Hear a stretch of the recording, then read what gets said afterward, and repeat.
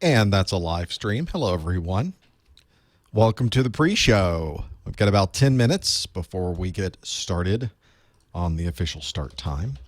So you're more than welcome to hang out here if you're watching this live. If you're watching this in replay, you can fast forward 10 minutes or you can just hang out with us right here. We will get to you eventually.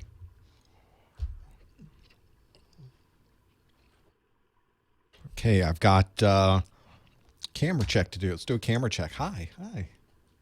How are you? Good to see you. All right, there's the studio. Here's the craziness that is my world. What's on camera 3? Oh, it's bird feeder.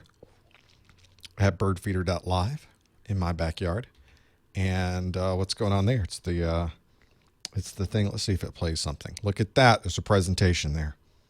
Who would have thunk it? All right. Does this work? Switching works. Very nice. Back to me. No? There we go. It's alive. It's alive. If you're watching this on the YouTube, you can switch over to professormesser.com/live because there's a chat. You can chat with me. You'll notice the chat on the YouTube side is unavailable. That's just too many chats to look at. All right, we're recording here and here. Let's record here as well. Now we're recording on the TriCaster, and we're recording on the YouTube. If you're watching this live and want to watch the replay as well, replays are available immediately after the show is over.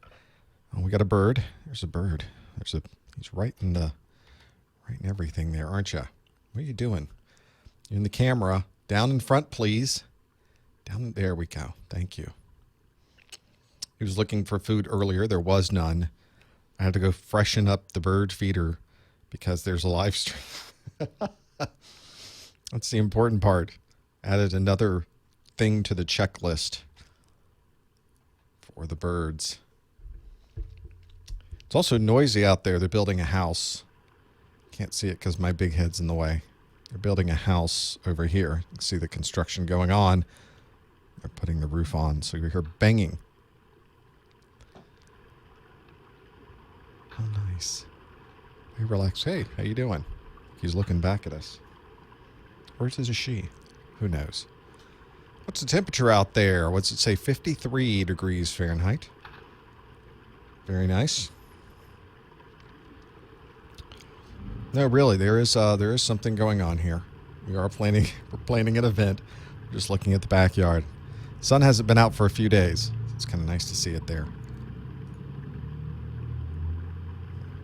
All right, enough of the noise from the outside. Now we're inside where it's nice and quiet.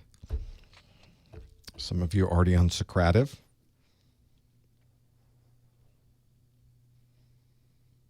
Welcome.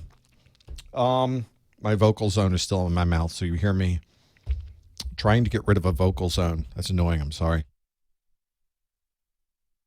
Mute that a little bit.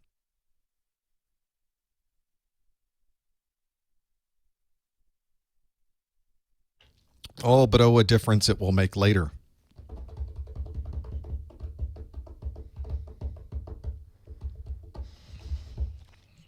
I woke up this morning and my Mac had an operating system update. Said, you need to do this operating system update.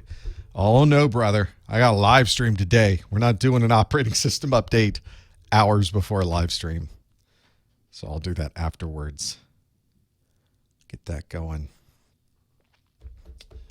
How are we doing on time? We got 6 minutes. 6 minutes, Mr. Sinatra. We'll get this party going.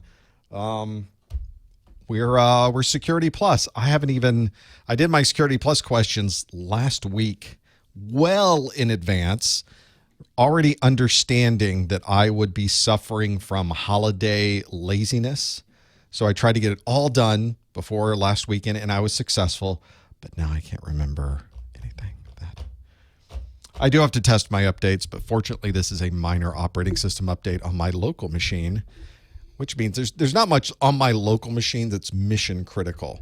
I mean, a lot of stuff's done in a browser.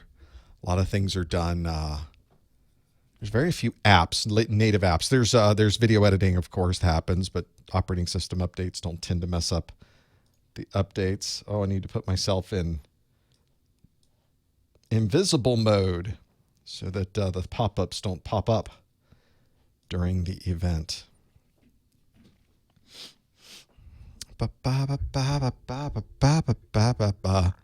Yeah, I ran out of lines here. I'm going to have to change up this question we do very first so people get used to Socrative, and when I'm going to have to make something different there. But I did put it on the page that shows the live stream so people know where Socrative is and what the room name is. So that should help. Thanks to Torque for reminding me to do that yesterday. That was useful. And even with all that construction, which I'm closer to that construction than that bird feeder is, you cannot hear it in here. It's so quiet. Do you hear that? Nothing. There's nothing there. There's nothing to hear. Very nice. I think that's a combination of the room and the mic, but especially the mic, which is a Heil PR40 microphone right there. It's pretty awesome. It's an awesome mic. It's been with me a long time, me and this mic. Da, da, da, da, da, da.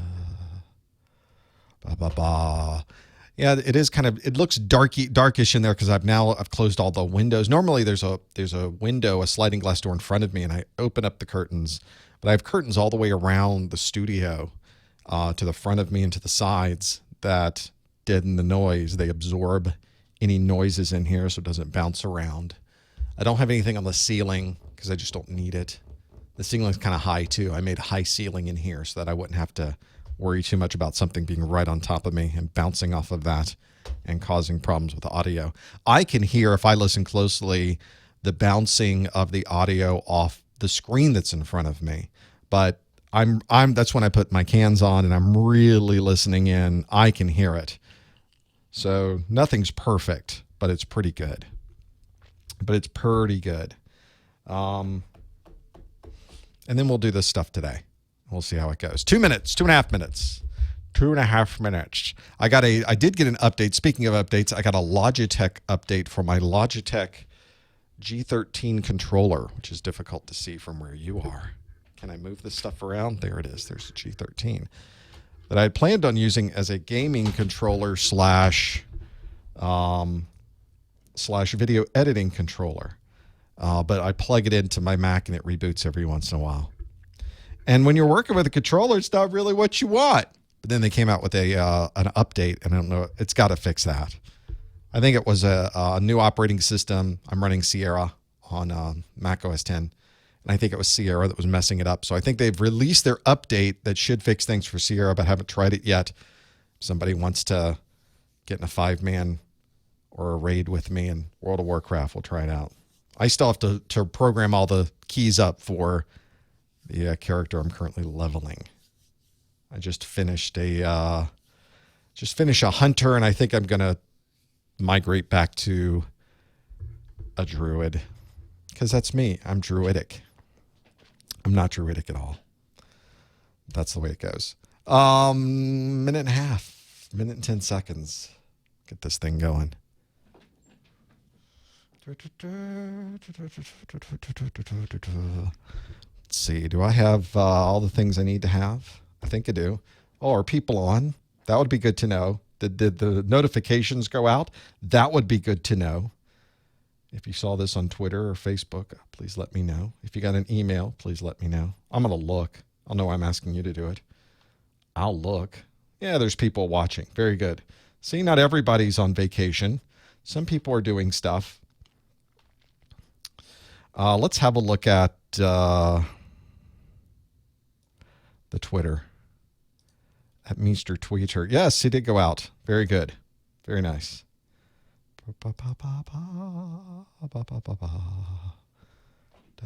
Oh, I like people getting raises when they get certifications. Right on, right on.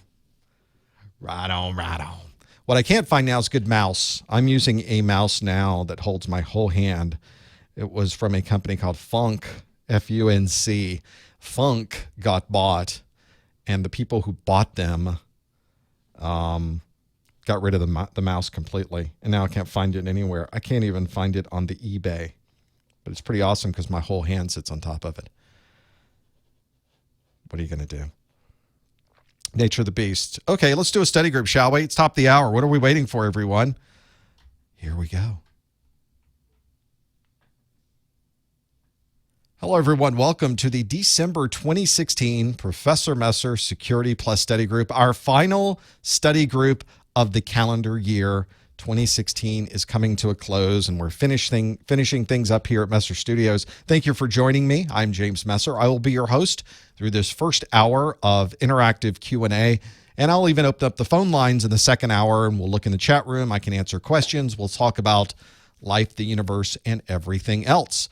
But we're going to focus right now on Security Plus and questions that you need to know about Security Plus. So it's something that hopefully you'll be able to follow along. If you are watching this on YouTube, there is a live chat on my website. You may want to flip over to professormesser.com/live, where you can watch the video and sit in the chat room and talk to me back and forth. People giving me ideas about mycin, multiples of mouse. We were talking about that in the pre-show. I'm also watching the text go by and the messages go by while we're answering questions. Also on that page is the information you need to know on how to be able to answer these questions interactively as I ask them. So feel free to join in at professormesser.com/live. There's so much going on here. End of the year, families coming over. I have to clean things. But as far as the website's concerned, we're keeping things going. We've got a lot of things happening, especially on the security side. CompTIA's got a lot of things happening on the security side. Of course, you can watch every single one of my Security Plus videos online. The entire course, every minute of every video. I just put them out there. You can watch them online for free. It's crazy. Some people like to have a version that they can download or they can take offline. I have versions for you to look at as well at professormesser.com/getsecplus.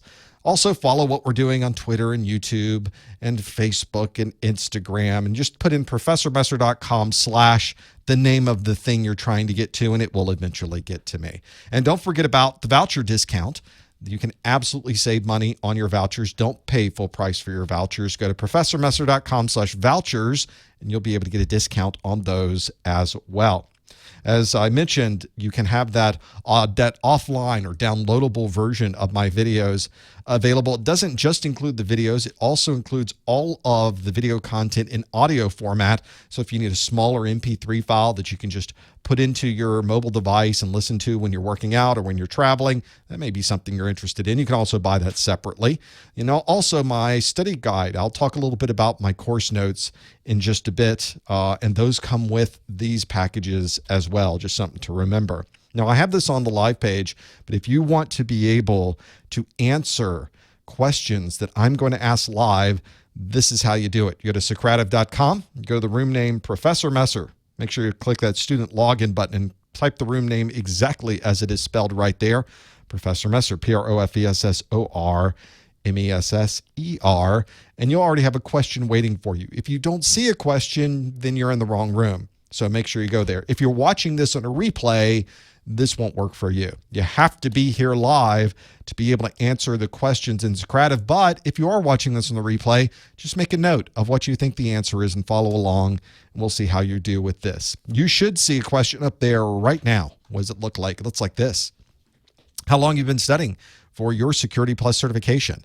And you'll see people that are answering. We have about 57% are about 6 months or less, which is a pretty good number. That's where I think most people are, somewhere between 3 and 6 months on studying for Security Plus. If you're like me, you're over a year. It takes me a long time to study for these certifications, unless I'm creating a course around the certification. Then I'm inside of it. I know everything there is to know, and then I can go take the certification. And that usually takes months and months and months as well. Some of you already have your Security Plus certification. A quarter of you watching already have Security Plus. If you have your Security Plus or your Network Plus or your A Plus, this is valid for continuing education unit credit. So sometime during this first hour, I will give you special instructions on how you can earn 1 hour of a webinar-based CEU. That's something that might help you as well. So feel free.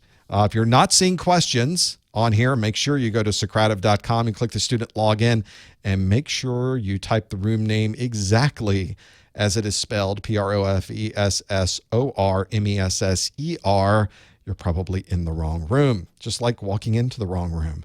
If you were going to school and there's nobody here, well, you're in the wrong room. So back out of there, go to the right room. You will find a question. There will always be a question waiting for you there if you're watching during the live event.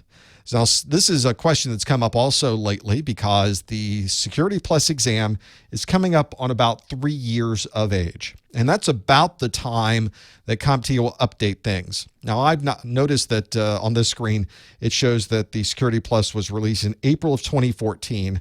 That means we might think that we would get an update around April of 2014, 15, 16, 17. Hey, that's coming up, right? That's in 4 months. So it's something to think about. I've not seen any releases of content or any of the updated exam objectives. Nothing has come yet, so we'll have to see. CompTIA has not announced anything yet, but I think these are good numbers to work around. Maybe it'll be earlier than this, later than this, but it's a pretty good number. And usually CompTIA will have a very nice overlap period. Usually it's around 6 months long. So even if they release a new version in April, you will still probably be able to take this version of the exam until perhaps near this time next year. So you've got plenty of time to study for the certification. It doesn't matter whether you take this version of the certification exam or potentially a new version someday of the certification exam. You get exactly the same certification. So if you're studying for Security Plus, keep studying. If you're interested in studying for Security Plus, absolutely start studying. There is practically no good examples you can give me where it makes sense to wait to get a certification. Get that certification as quickly as you can and get it something you can put on your resume and you can tell people, yes, I'm Security Plus certified. The exam itself is one exam. You don't have to take multiple exams. It's a possible total of 90 questions over 90 minutes. You could get a fewer number of questions. It may be fewer than 90, but it will be a maximum of 90. That's a lot of questions in a very short period of time. So you have to be very particular about how you manage the clock during this exam.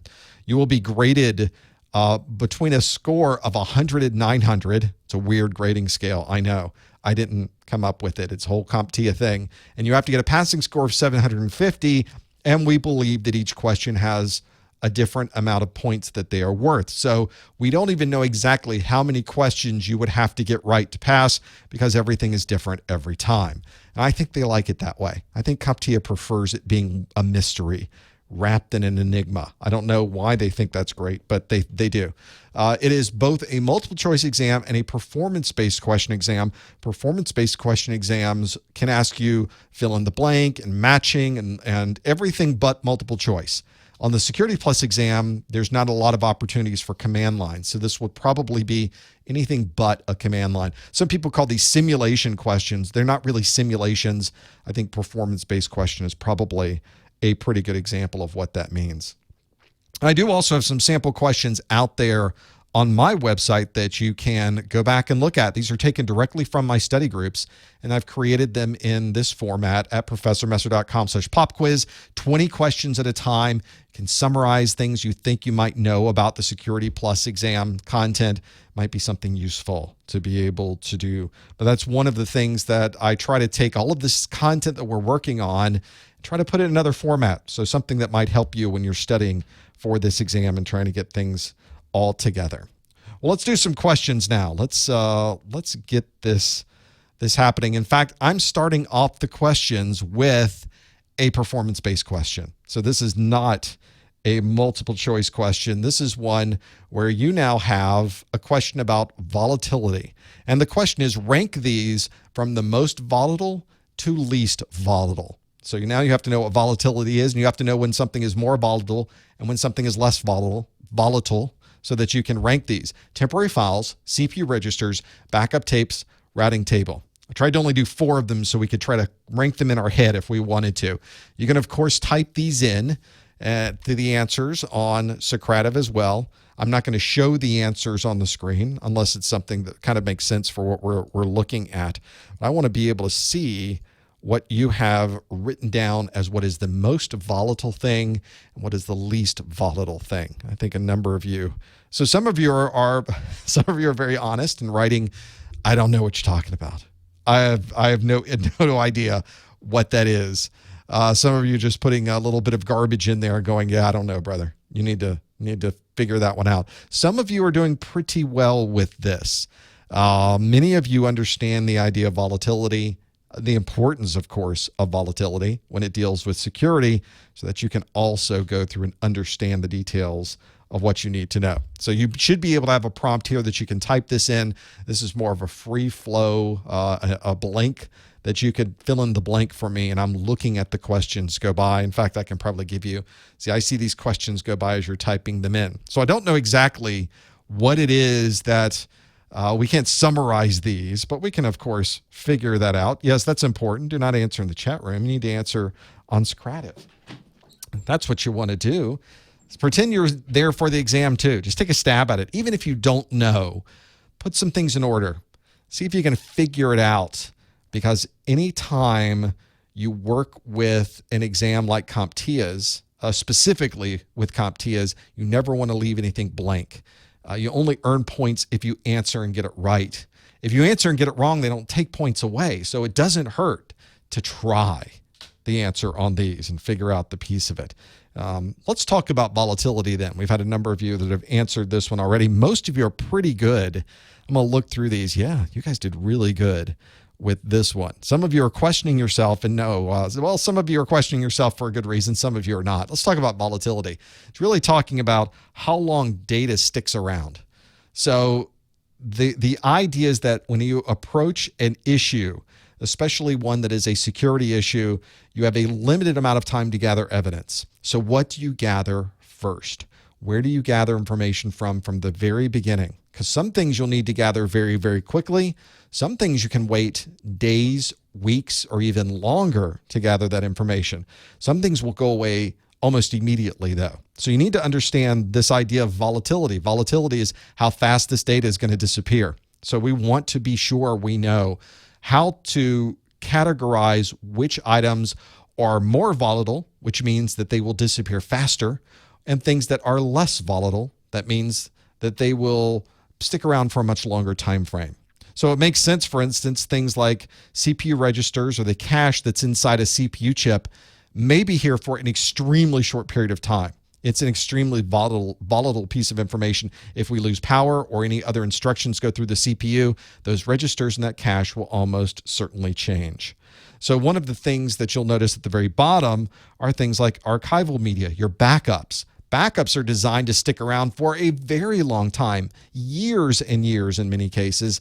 Those are perhaps some of the least volatile types of data you will run into. So our question talked specifically about things like temporary files, CPU registered, backup tapes, and routing tables. So let me get rid of everything else that's on this screen. So here is what is most volatile, what is least volatile, which is how you need to be able to rank this one. So you have CPU registers is the most volatile. Router table is the second most volatile. You have temporary file systems in number 3, and the least volatile data is archival media. So if you answered CPU registers, router table, temporary file systems, and archival media, that's the order we were looking for, because we were asking for the most volatile, which is the things that will disappear faster, to the least. So you should, of course, think about what those things might be. Yeah, this was a close one. Router table and temporary file systems is one where routing tables generally change and can change for many different reasons. So it's not something that you can count on to be there for a long period of time. Whereas temporary file systems are usually written and they stay there until you clean up the temporary file system area. So that might help as well with those things. Let's try a different question now. Let's move to more of a multiple choice question. This one deals more with the cloud.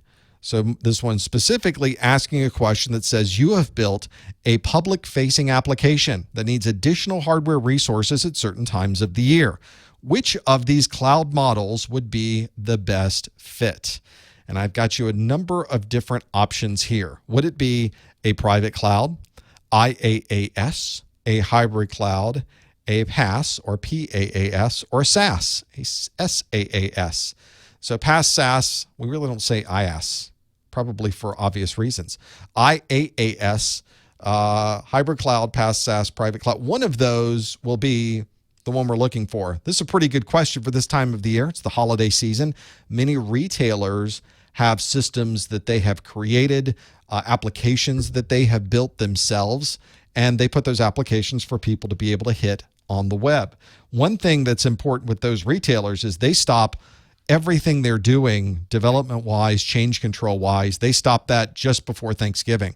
So you got to get all your changes in, and then the rest of the year, nothing gets touched ever with those pieces. So it's pretty important to keep in mind as well that nobody's going to bother those things. They, of course, have a challenge because holiday season, people start buying things. This is a situation they run into. Where do I get additional hardware resources? If you happen to know the question, you can go to Socrative.com to the room name Professor Messer. It's listed right there. Click that student login and go to the room name Professor Messer, and you'll be able to answer this as well. Remember, don't answer in the chat room. You want to answer on Socrative. Take a stab at it. Maybe you happen to know what this happens to be. I want you to be able to answer these questions and figure out what you have or what options you have available and what might make most sense. Maybe you are a developer. Maybe you have created something. Now, what do you put it on? That's what the cloud's there for. So we want to be able to work through all of those challenges as well. Well, let's see how we did. Let's see how the answers came out. Well, 48% of you, almost at 50%, said IaaS. 20%, almost a tie for second between hybrid cloud and PaaS. And 13% said SaaS or SaaS. And you say private cloud, only 2% said private cloud. I think the name private is one of those that obviously if it's a public facing, it's probably not going to be in the private cloud, is it? So almost nobody chose that one and had a look at it. Let's talk about cloud computing then and how this fits into the world of things. The one that we are most interested in is the infrastructure as a service, the IaaS. This is very similar to the other cloud types, but in this particular case, all you're really looking for is iron. All you're really looking for is the computer. All you're really looking for is the server. You've already done all the work. You know the application itself. In fact, you can probably manage the operating system that it sits on, and perhaps you prefer to do it that way. And all you need is something that you can put it on so that the world can access this piece of information, this application that you have created. Sometimes you'll see this referred to as hardware as a service. This is where effectively you're buying a box. You're buying a box, you're putting your own application on it, and you're sending it out to the world. You're the one now that has to manage that application. In fact, one nice part about this is you're responsible not just for the application, but you're also responsible for the access to the system. Because somebody's just really giving you a device, but they don't have access to the operating system. They don't have rights and permissions to log on. So from a cloud perspective, this is more secure than something like software as a service, for example, because you're the one who has to be in control of that system. But that means that you now have to manage it. There's some environments where maybe you don't want to necessarily be the one managing the operating system, handling the patches, handling any downtime. You want somebody else to handle that. Well, in that case, it's a different type of configuration. Here we're talking about really just infrastructure as a service. And this is one where it comes in handy. Your data's out there now, but you're the one who gets to control who sees that data. And that can be, from a security perspective, a very good way to do this. This is very common with web service providers, people like Amazon, where you can simply purchase time on a piece of hardware, put your application there, and in that Amazon cloud, be able to host and support that. Other people in the chat room mentioned others like Microsoft Azure, which is a competitor, direct competitor to the way that the Amazon Web Services works. So there's a lot of opportunity out there and a lot of companies providing this type of cloud-based service. It's a very popular type of cloud-based service. It's a type of cloud-based service that I use for a number of my resources at ProfessorMesser.com because I want to be in control of the data. I just need a system to put it on. It's something that I use with my web service provider to be able to do that. So let's go back to the question that we had, which was, we've built this public-facing application, needs these hardware resources. So the question, of course, which of the cloud models? It would be infrastructure as a service. 51% of you got that one absolutely right for that one. That would be the best fit. And some of you in the chat room said, but wait, wouldn't hybrid cloud also fit? Well, it could. And in fact, you'll find with the CompT exam, there could be multiple answers that could possibly answer the question, but that was not the question. The question wasn't what of all of these could possibly be an answer. The question was, which would be the best fit? And as far as the best fit is concerned, infrastructure as a service for this particular description is the best fit for what we're working with. And maybe that's something that you work with as well. Let's move into another realm of security with our Security Plus. And the question is, who determines the limits that a user will have to an organization's data? This is a pretty good question, kind of a generic question in that I'm not really asking for something that is technically an answer. I'm not looking for a bits and bytes question here. This is something from a security perspective we need to know. I often say that the security professional, because I'm formerly in that world, a security professional is someone that needs to know everything about everything and then also about the people side of things. So who gets to determine the limits that a user will have to an organization's data? Is it the system administrator, the HR director, the management of the organization, the end user, or the network administrator? One of those will be able to really determine what limits a user has. Now, as I'm speaking about this question, we're talking about a best case scenario. There's some environments that don't have much structure, to put it just very plainly. There's no chain of command. Everybody has administrator access. We're not talking about them. We're talking about in a very well-run example of data security, who determines the limits that a user will have to an organization's data. If you know, you can go to Socrative.com, click the student login, and go to room name Professor Messer. Maybe that's. So for those of you, these numbers in the chat room, folks are talking about the Security Plus, as I mentioned at the beginning. This Security Plus was released in April of 2014. We're expecting an update around April timeframe of 2017, and perhaps have the old version retired near the end of the year. People are putting dates of 2018 in the chat room, and those I would not think would be accurate at all for those. And quite honestly, we don't know. Nobody has any dates yet. So it's all speculation right now. CompT has not announced anything, so just keep checking back. You've got plenty of time to take your 400 series Security Plus exam, your SY0401. You should absolutely take that exam. Don't wait around for an update. Let's see how we did with this one. Who determines the limits that a user will have to an organization's data? Well, we're a little bit torn here, I think. We do have 50%. That's my magic number. 50% says the management of the organization is who gets to make that determination. And 38% said the system administrator. So you now have 11% also that say the network administrator. Only 2 people said HR, and nobody said the end user. So we're in pretty good shape as far as that's concerned. Let's find out what the answer really is about user rights and permissions. This is a pretty important one because obviously having access to the data is a pretty important thing. With any organization, the most important asset that an organization has is its data. I know they tell you that the most important asset that they have is their people, but they're not telling you the truth with that one. The most important asset that any organization has is their data, plain and simple. So it's important that we set the proper rights and permissions to that data so that it's protected properly. The idea behind this, and you can't really see everything there because my head's in the way, so let's move that, says, and this is pretty much the way it should work, is that the management of the organization sets what the limits are. The actual administration of the system is really done by the security or the system administrator, being able to implement what management has asked for. The system administrator, the network administrator, the people in IT are not the ones that determine what limits a user has to data. That's more of a business decision. And that's certainly a decision that somebody else should be making other than the folks that are in information technology. So the question, of course, is now who do we give this access? What type of data is it? If it's HR data, then the management will probably say that everybody in the HR department needs access to the HR data, and everybody else, including IT, should not have access to that data. See how that works?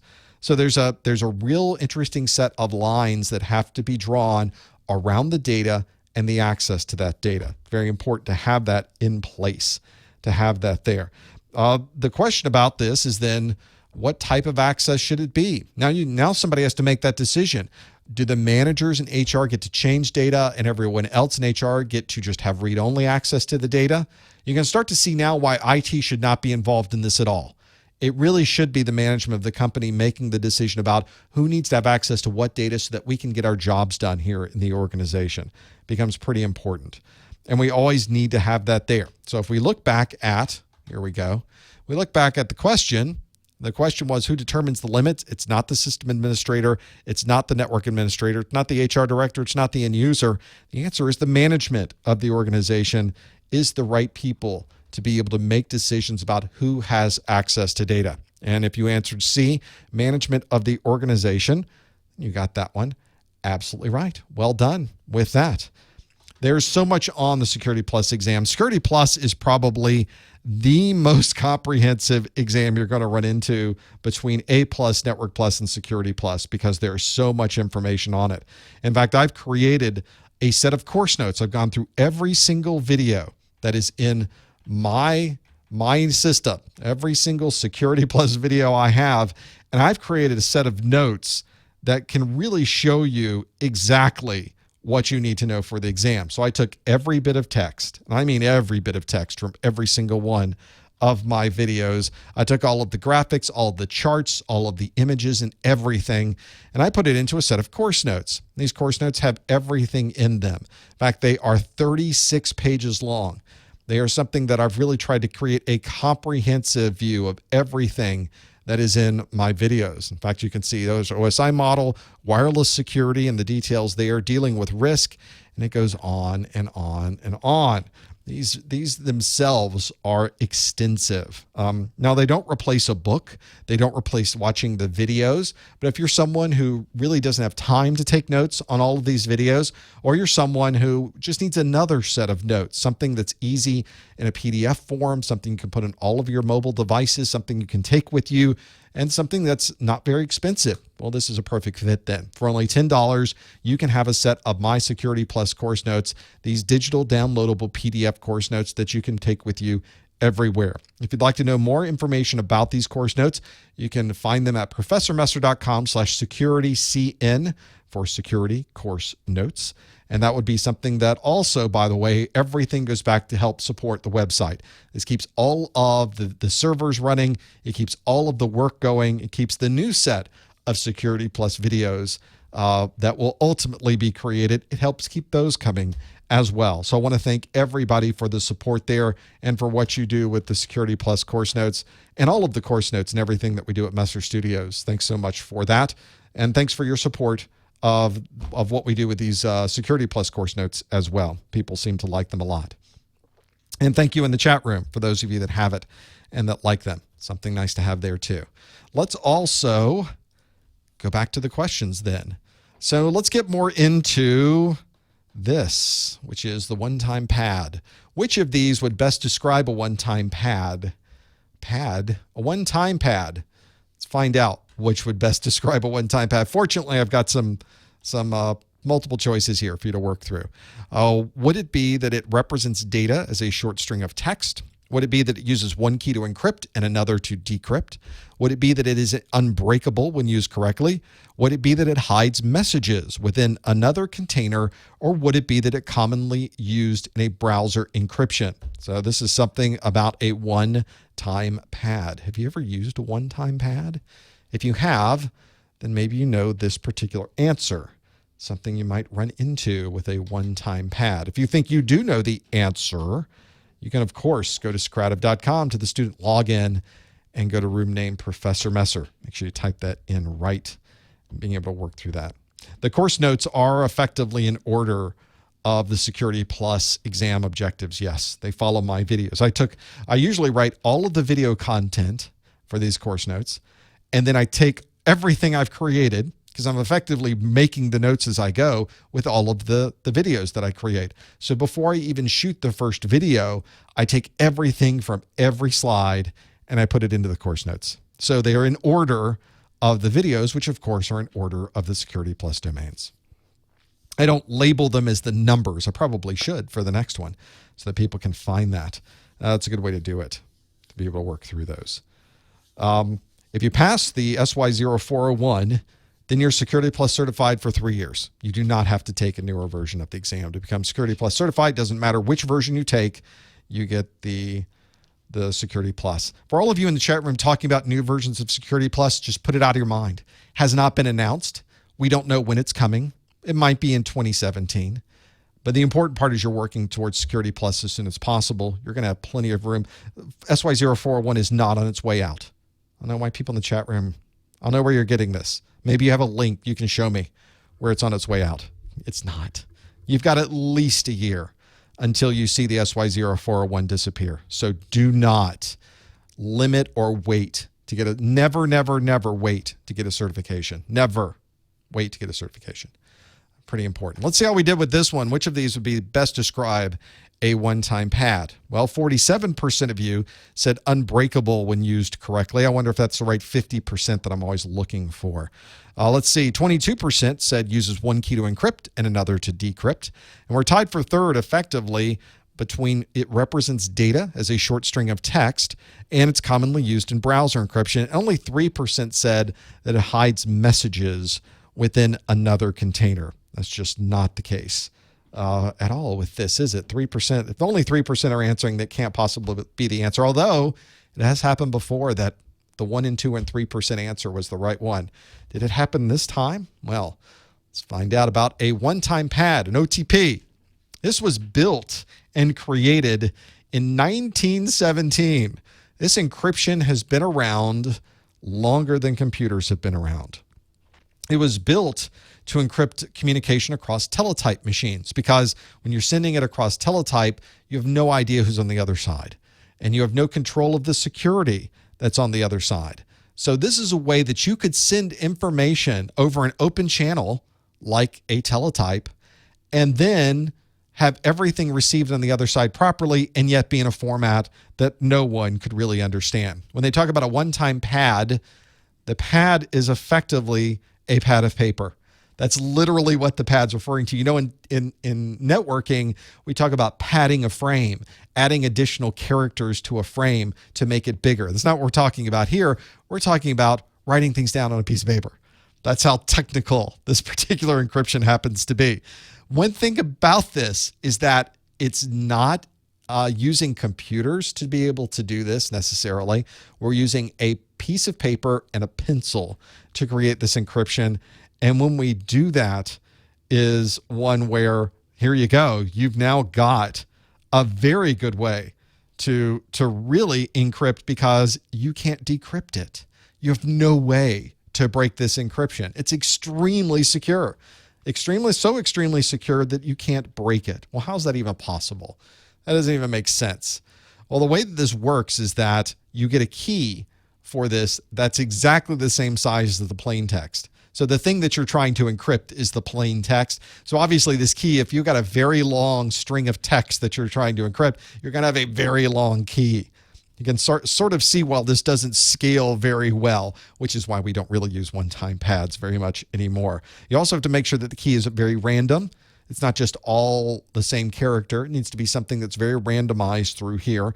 And you should really only use this key once. You write it down on the pad. When you're done, throw it away. You use a different key next time. You want to have a separate key every time you use this. You'll probably then, of course, only have 2 copies of the key. One key for the person who's sending and exactly the same key for the person who's receiving it. Make sure that everybody has the same key because if you don't have the key, you can't decrypt the one-time pad. This is a pretty interesting thing. If you've now got this key, you can start creating these things in a very interesting way. Here's how it's done very quickly. Is we'll take every letter and assign it to a number. So we'll take something like the word hello, and I've got a key, just a random set of characters I created. My random key is XMCKL, has no relationship to the word hello. other than being exactly the same number of characters. And then, of course, you've got now a way to take the numbers associated with those and the numbers associated with the key, add them together, and you get a ciphertext. And then you, of course, just undo them to get the original plain text back from this. It's a very interesting way to take all of these characters and things that we think about encryption as being this impossibly hard thing, and really not so much. So, well, let's first go back and see how we did with this before I jump to that next question. And obviously here, the answer is that it is unbreakable when used correctly. It does not represent data as a short string of text. In fact, the one-time pad is exactly the same size as the original plain text, so that's not the right answer. Uses one key to encrypt and another to decrypt. That's asymmetric encryption. And one-time pad is not asymmetric encryption. It is symmetric encryption. So it's not related to asymmetric. It does not hide messages within another container. It hides messages in its own container. Just puts it right in the open. It's unbreakable. You get to see the encryption right there. And is commonly used in browser encryption? It is not. It's never used in browser encryption. The answer is unbreakable when used correctly, being able to work with those. Whenever I start looking at the options that are here for these, you really do have to go through all of them. Maybe you'll recognize something that's familiar to you. So even if the question is not familiar, maybe you know that some of these answers then don't sync up and you can get rid of them to throw that out and being able to do that. Let's talk about internet. You all just saw this question go by, so this is a good one to look at as well. The question is, which of these would be the best way to cache internet browsing data? One of these would be the best way to cache internet browsing data.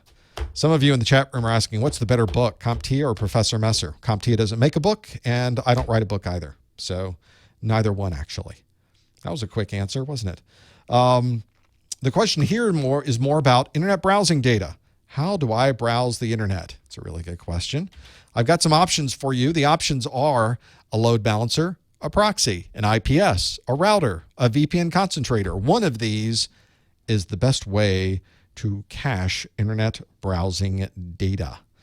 One of these, best way to cache internet browsing data. Maybe you know. And if you do, you can go to Socrative.com to the student login to the room named Professor Messer. Yeah, I don't write any study guides either. I have course notes. Those aren't books. Those aren't study guides either. So I don't write books. And CompTIA does not publish books. So you'll have to find someone else's if you're looking for a book. I like the GTS Learning books because that's what I use to create the videos. They also took my videos and embedded them into the book once I was done. So you can read their book and then my video's right there to watch. It's a very straightforward, to the point, no nonsense book with the GTS Learning and being able to get there. So very easy to work with those. So let's have a look at these pieces with the internet browsing data. How did we do with this internet browsing data? Well, let's see. 79% said proxy. I wonder if that's really the case or if we all sort of bit at something. Should we think about that one? What is it? Let's see. We were really tied for third. Load balancer, IPS, and router. And then 3% said VPN concentrator. So let's see if the 77% that said proxy really got that one correct. Let's have a look at what the proxy is going to do for us. The proxy is something that, as the name implies, sits between you and the internet or between you and some other network that's out there. The proxy is something that's a go-between. It sits in the middle. It effectively is going to retrieve a request from an end user, and then it's going to be able to make the request on behalf of the user and then finally get the response back. And then it examines the response and says, is my user someone who really needs to be receiving this? Is there anything bad in this response? Do I need to filter anything out from this? And if I don't, then I can go ahead and send it back down to the user. And what's nice about this is it can also cache the information. So if it's requesting the same thing over and over from multiple people, it can make the request one time and now it's local. And the second person that makes the request gets the local version. And the third person that makes the request gets the local version. Much faster. And of course, it doesn't have to use the internet bandwidth to be able to do that. So that does come in handy to have all of those things there. I often think about how nice it is to have that caching functionality, although much of our data on the internet these days is very dynamic. It's not able to be cached much any longer. This is one where, in some cases, with some types of proxies, the application has to know a proxy is there to be able to use it so that you can then communicate on the internet. Not all of them to be able to do that. One of the things that a lot of people do with these explicit proxies is use them. The problem is that the application has to be written to use the proxy. Not all applications are written that way. And even proxies that are implicit proxies that don't have to have an application written that way will many times break an application as well. It's very common for you to see proxies break applications. But proxies also have some of these nice security functions too. So it's a balancing act. How much proxy do I want to use? It is a technology that's really old and played out at this point. Most organizations are moving away from proxies these days because proxies break applications. And the security people don't want things broken.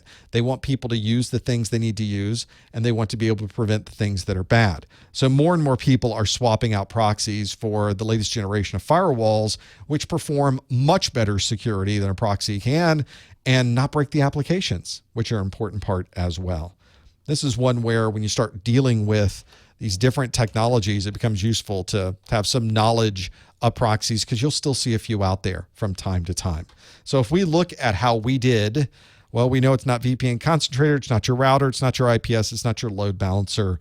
Indeed, it is the proxy, 79% of you. In fact, that's one of the few ways to cache internet browsing data. Not a lot of ways to cache internet browsing data, but a proxy, that's what people still have them for. Is there may be some very specific applications that really benefit the end user by having that caching functionality. It's one of the few reasons to still hold on to a proxy, although much fewer number of those really happening out in the world. The Security Plus exam is extensive. It is a big exam. There are so many different topics on the exam that you have to know. And the folks at GTS Learning understand this as well. And they understand you don't want to have to set up your own proxy and your own IPS and your own firewall and be able to work with all of these things. They already have them. They already have all of this equipment already set up. They already have labs all ready for you. They're customized for you. You would be the only one using these labs, and these are the ones from GTS Learning. They're interactive. They're always available because they are out on the internet. You don't need to install any new software on your computer, so it's not going to create a problem. You don't have to fight through some type of restrictions on your system because you're using these labs. It's all done in a browser.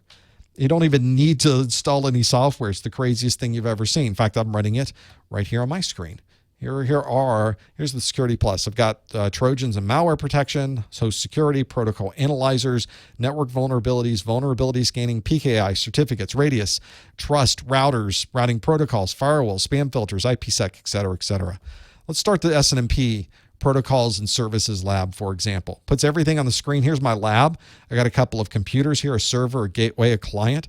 I've got the machines here. I can just power them up. We'll power up all these devices and get them running. There's a router.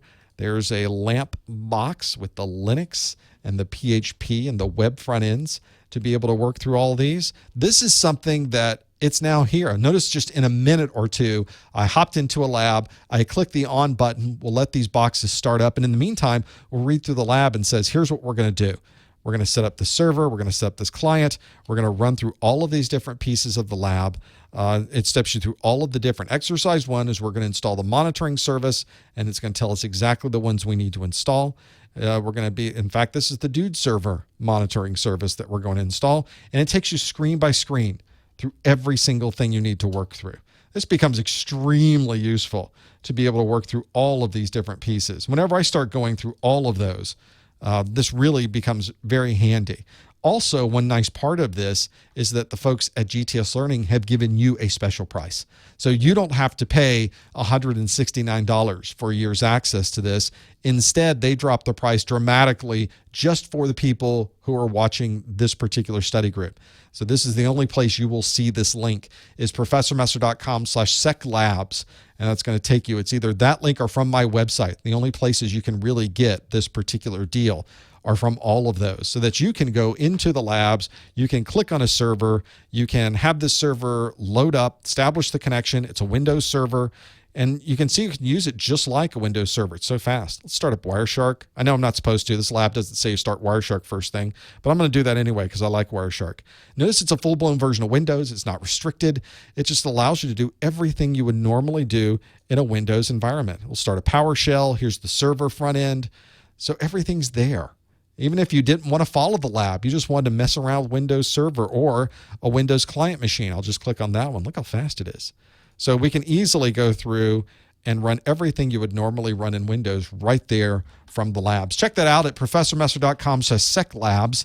Maybe that's something you can find to be useful to you as well. It is cool. It's a nice, fun way to get some labs, easily use them from any browser you happen to be using. Pretty nice to have that there. Let's see if we can find more about these labs. I've got more things to go through. Speaking of labs, let's do some more questions that I have. This one is talking about hashing. Hashing. Maybe you know what hashing is about. No, it's not about breakfast. It should be. The question is, which of these would best describe hashing? And I put them in a very particular form to be able to work through them. The question is dealing with hashing as it applies to either confidentiality, integrity, availability, or safety. One of those is describing hashing. As you can tell now, I'm not really asking about what hashing is. You have to know what hashing is, and then you have to also know what these terms are associated with to be able to answer these questions. I often give you questions that are multiple steps. I'm not just asking you for a definition of a term. I want you to be able to use these terms in a way that makes sense. So make sure you understand exactly what we're asking about when we say which would best describe caching. Or in this case, hashing, not caching. Caching was the last question, dealing with proxies. Take that out of your mind, like I am unable to, and answer this question on hashing. Maybe you happen to know when you start working through those what it happens to be. That becomes very handy to be able to know what these happen to be. If you happen to know, don't answer in the chat room. You want to answer online. Go to Socrative.com to the room named Professor Messer, and you can answer this question that I have here. This is one wherever I'm going to take a sneak peek at how we're doing here. We should see how we are doing with these and have this here. Hey, some of you think you might know this one. I think some of you do know this one. This might become handy. Let's see how we did. Well, you can see that 80% of you said integrity. This is one where I thought more of you would answer confidentiality. Only 16% did. Hardly anybody said availability and safety. So did we really answer this one the right way? Was this really what we were shooting for? Some of you may look at these answers and realize, oh, he's talking about that triad, the AIC triad, which stands for availability, integrity, confidentiality. Some of you may see this written up in a number of books as the CIA triad, which is a perfectly normal way to describe this triad. The problem is that CIA also refers to the Central Intelligence Agency of the United States federal government, and some people get this confused since we're studying security and they are type of security. Are we talking about the CIA triad, the CIA Central Intelligence? No, we're talking about the security triad concept.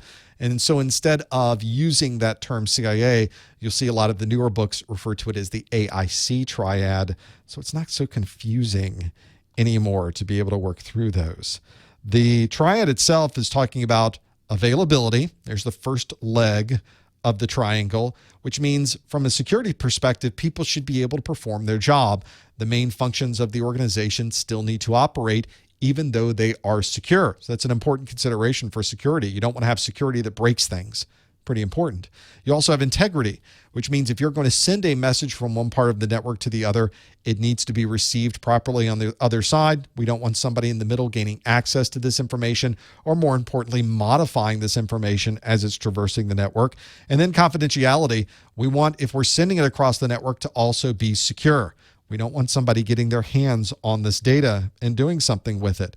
So make sure that you think about all of these legs of the triangle when you're working through them. Now, the one we're most interested in is the integrity leg.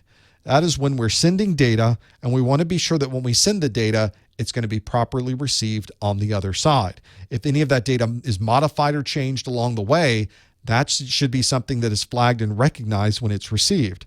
So whenever we work through those, we do things like put a hash in place. A hash is a very unique type of text that identifies the type of data that we're seeing. We can send the hash along with the data, and on the other side, someone should be able to analyze both and see if the data was modified anywhere in between. We can do this, in fact, to verify certificates. We're connecting and doing encryption to a server. Like you're going to buy something on ProfessorMesser.com. It's going to use encryption. One of the first things that happens is it checks my certificate on my web server, and it examines the hash, and it makes sure that the hash matches the certificate that's there so that you know it's something that really did come from my server. There's nobody in between this conversation that's going to take away any of your credit card information or any of your personal data. This also provides non-repudiation, which means that you really knew it came from that person because it's something associated with that hash. It's one where they came from their private key. It must be something that came from them because I checked with the hash. Something commonly done with digital signatures, for example, is a way to make that happen. So if we look at the answers, we know which of these would best describe hashing. It would be integrity. If you answered B, the 76% of you got that one absolutely right. If you are watching this for continuing education unit credit, then you are going to want to perform a couple of steps. This entire process is part of getting the continuing education unit. So listen carefully. You want to go to the top or the bottom of the Professor Messer website. There's a Contact Us link.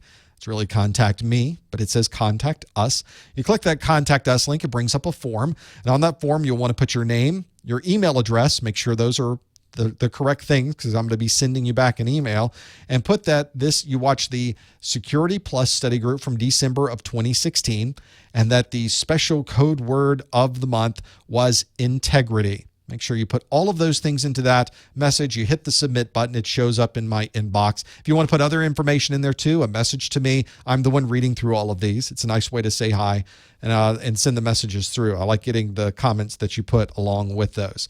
Once you've done that, I will send you back a digitally signed email that says, aha, you must have watched this 1 hour of my study group because you knew what the secret code word was.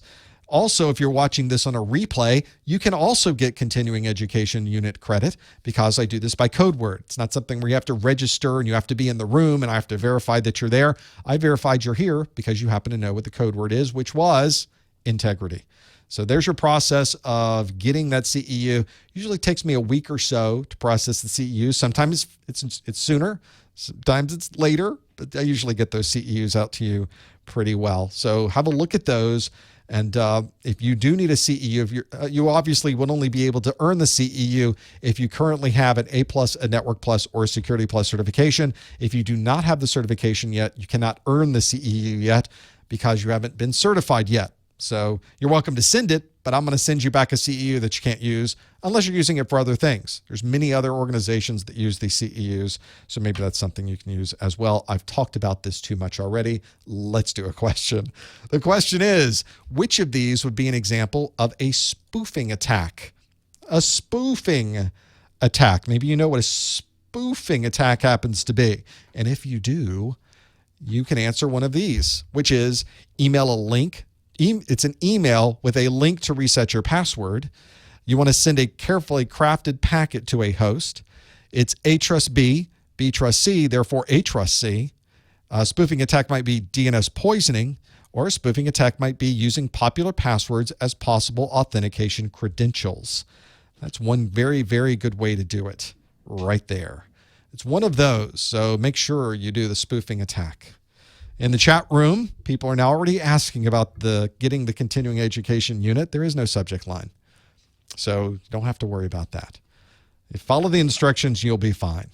You will be great with these. You can put anything in there. It's me reading them. It's not an automated process, so you can't go wrong. Just get it in there, and I'll get it back to you. That's one of those things. It's not going to go through an automated set of filters that then determines the structure of no, it's just me. I sit in front of the TV and I send back the CEUs. It's very complicated. It's very technical. It's me just typing. So you can't go wrong. Don't worry about that. I try to make it as easy as possible for you to get these CEUs. And some of you have sent me notes and said, I didn't get my CEU. And I look back and I didn't get your request. So just don't send me a request that says, I didn't get it. Just send it to me again. Or say, I didn't get it. Did you get it? And then we can have a conversation back and forth. Make sure your email is correct, because that's the email this goes back to. That's pretty important as well. A lot of people send them and it'll bounce right back to me immediately saying this email is not correct. I'm like, oh, can't get you that CEU. So make sure you do that whenever I'm putting it in there. Which one of these would be an example of a spoofing attack? Oh, good question. This is a good one. And I know it's a good one because we're a little torn on what the answer might be. 32% said DNS poisoning, basically a tie to sending a carefully crafted packet to a host. 24% said email with a link to reset your password, and then single digits for A trust B, B trust C, they're for A trust C. And then using popular passwords as possible authentication credentials. Now they're trolling me in the chat, by the way, with the CEU. I know what you're doing. Can't fool me. So what is the spoofing attack? What would be the way to handle the spoofing attack? Well, spoofing itself is when somebody is effectively trying to pretend to be somebody they aren't, or they're trying to be really someone else. You know, that's where you really get into the details here of being able to work through these. How do we know it really came from you? Sometimes you don't. Sometimes it's someone who's impersonating someone else. They're spoofing someone else. That's one way to do it. There's lots of ways to spoof. There's email address spoofing, where you receive an email that looks like it came from my cousin, but it has the cousin's email here, but it doesn't have information that my cousin would send to me. Well, somebody's spoofing that email address. Emails are exceptionally easy to spoof, so that makes perfect sense to be able to work through those and have them there. That is one wherever I work through them. I really do like to look at the different ways to spoof. Man-in-the-middle attacks is a very common way to spoof, because you're sitting in the middle, you're grabbing information from one person, looking at it or modifying it, and sending it to someone else as if it really did come from them. So a very common way to spoof is that man-in-the-middle. Caller ID spoofing. This is a way we don't often see caller ID spoofing, but it is something that still does happen, where someone can spoof that caller ID so when the phone rings, you think it's coming from someone else than the person it's really coming from. Now, one common way to do spoofing is something like a DNS poisoning. This is one where, well, somebody in the chat room asking, what's the difference between spoofing and phishing? Well, this is a way to do it. Phishing is not technically spoofing, because phishing could be coming from someone legitimately just asking for your credentials. Not often that way, but it certainly could be. In this case, something like DNS spoofing is where you are modifying the DNS server and changing the configuration of it itself to send the wrong response to the user. Very common way to spoof is through that DNS poisoning. In fact, that's the question that we're really looking for on this, is the DNS poisoning. So we've got this DNS server, got a bad guy, and instead of having the correct credentials in the DNS server, we're going to have the bad guy modify them. So when a user normally does this, they ask information of the DNS server, and it sends back an answer to the user. Well, what bad guy wants to do is change all of that and change the configuration of the DNS server so that the IP address is different. Now, when people go to the DNS server and ask, how do I get to professormesser.com? It's got the wrong IP address, and instead it goes right back to the bad guy, and they perform all of their communication back to my computer. Now is completely removed. DNS spoofing is something that happens quite a bit. It's interesting how little we hear about it, though. I even had a local bank had its DNS spoofed and had everybody logging in to a fake configuration. So you can think in that particular scenario, that spoofing becomes a little bit more of a challenge. So when we look at a spoofing attack, emailing with a link to reset your password is not really a spoofing attack. In fact, that might even be legitimate. Sending a carefully crafted packet to a host. Well, this is not carefully crafting a packet, simply performing some other type of function.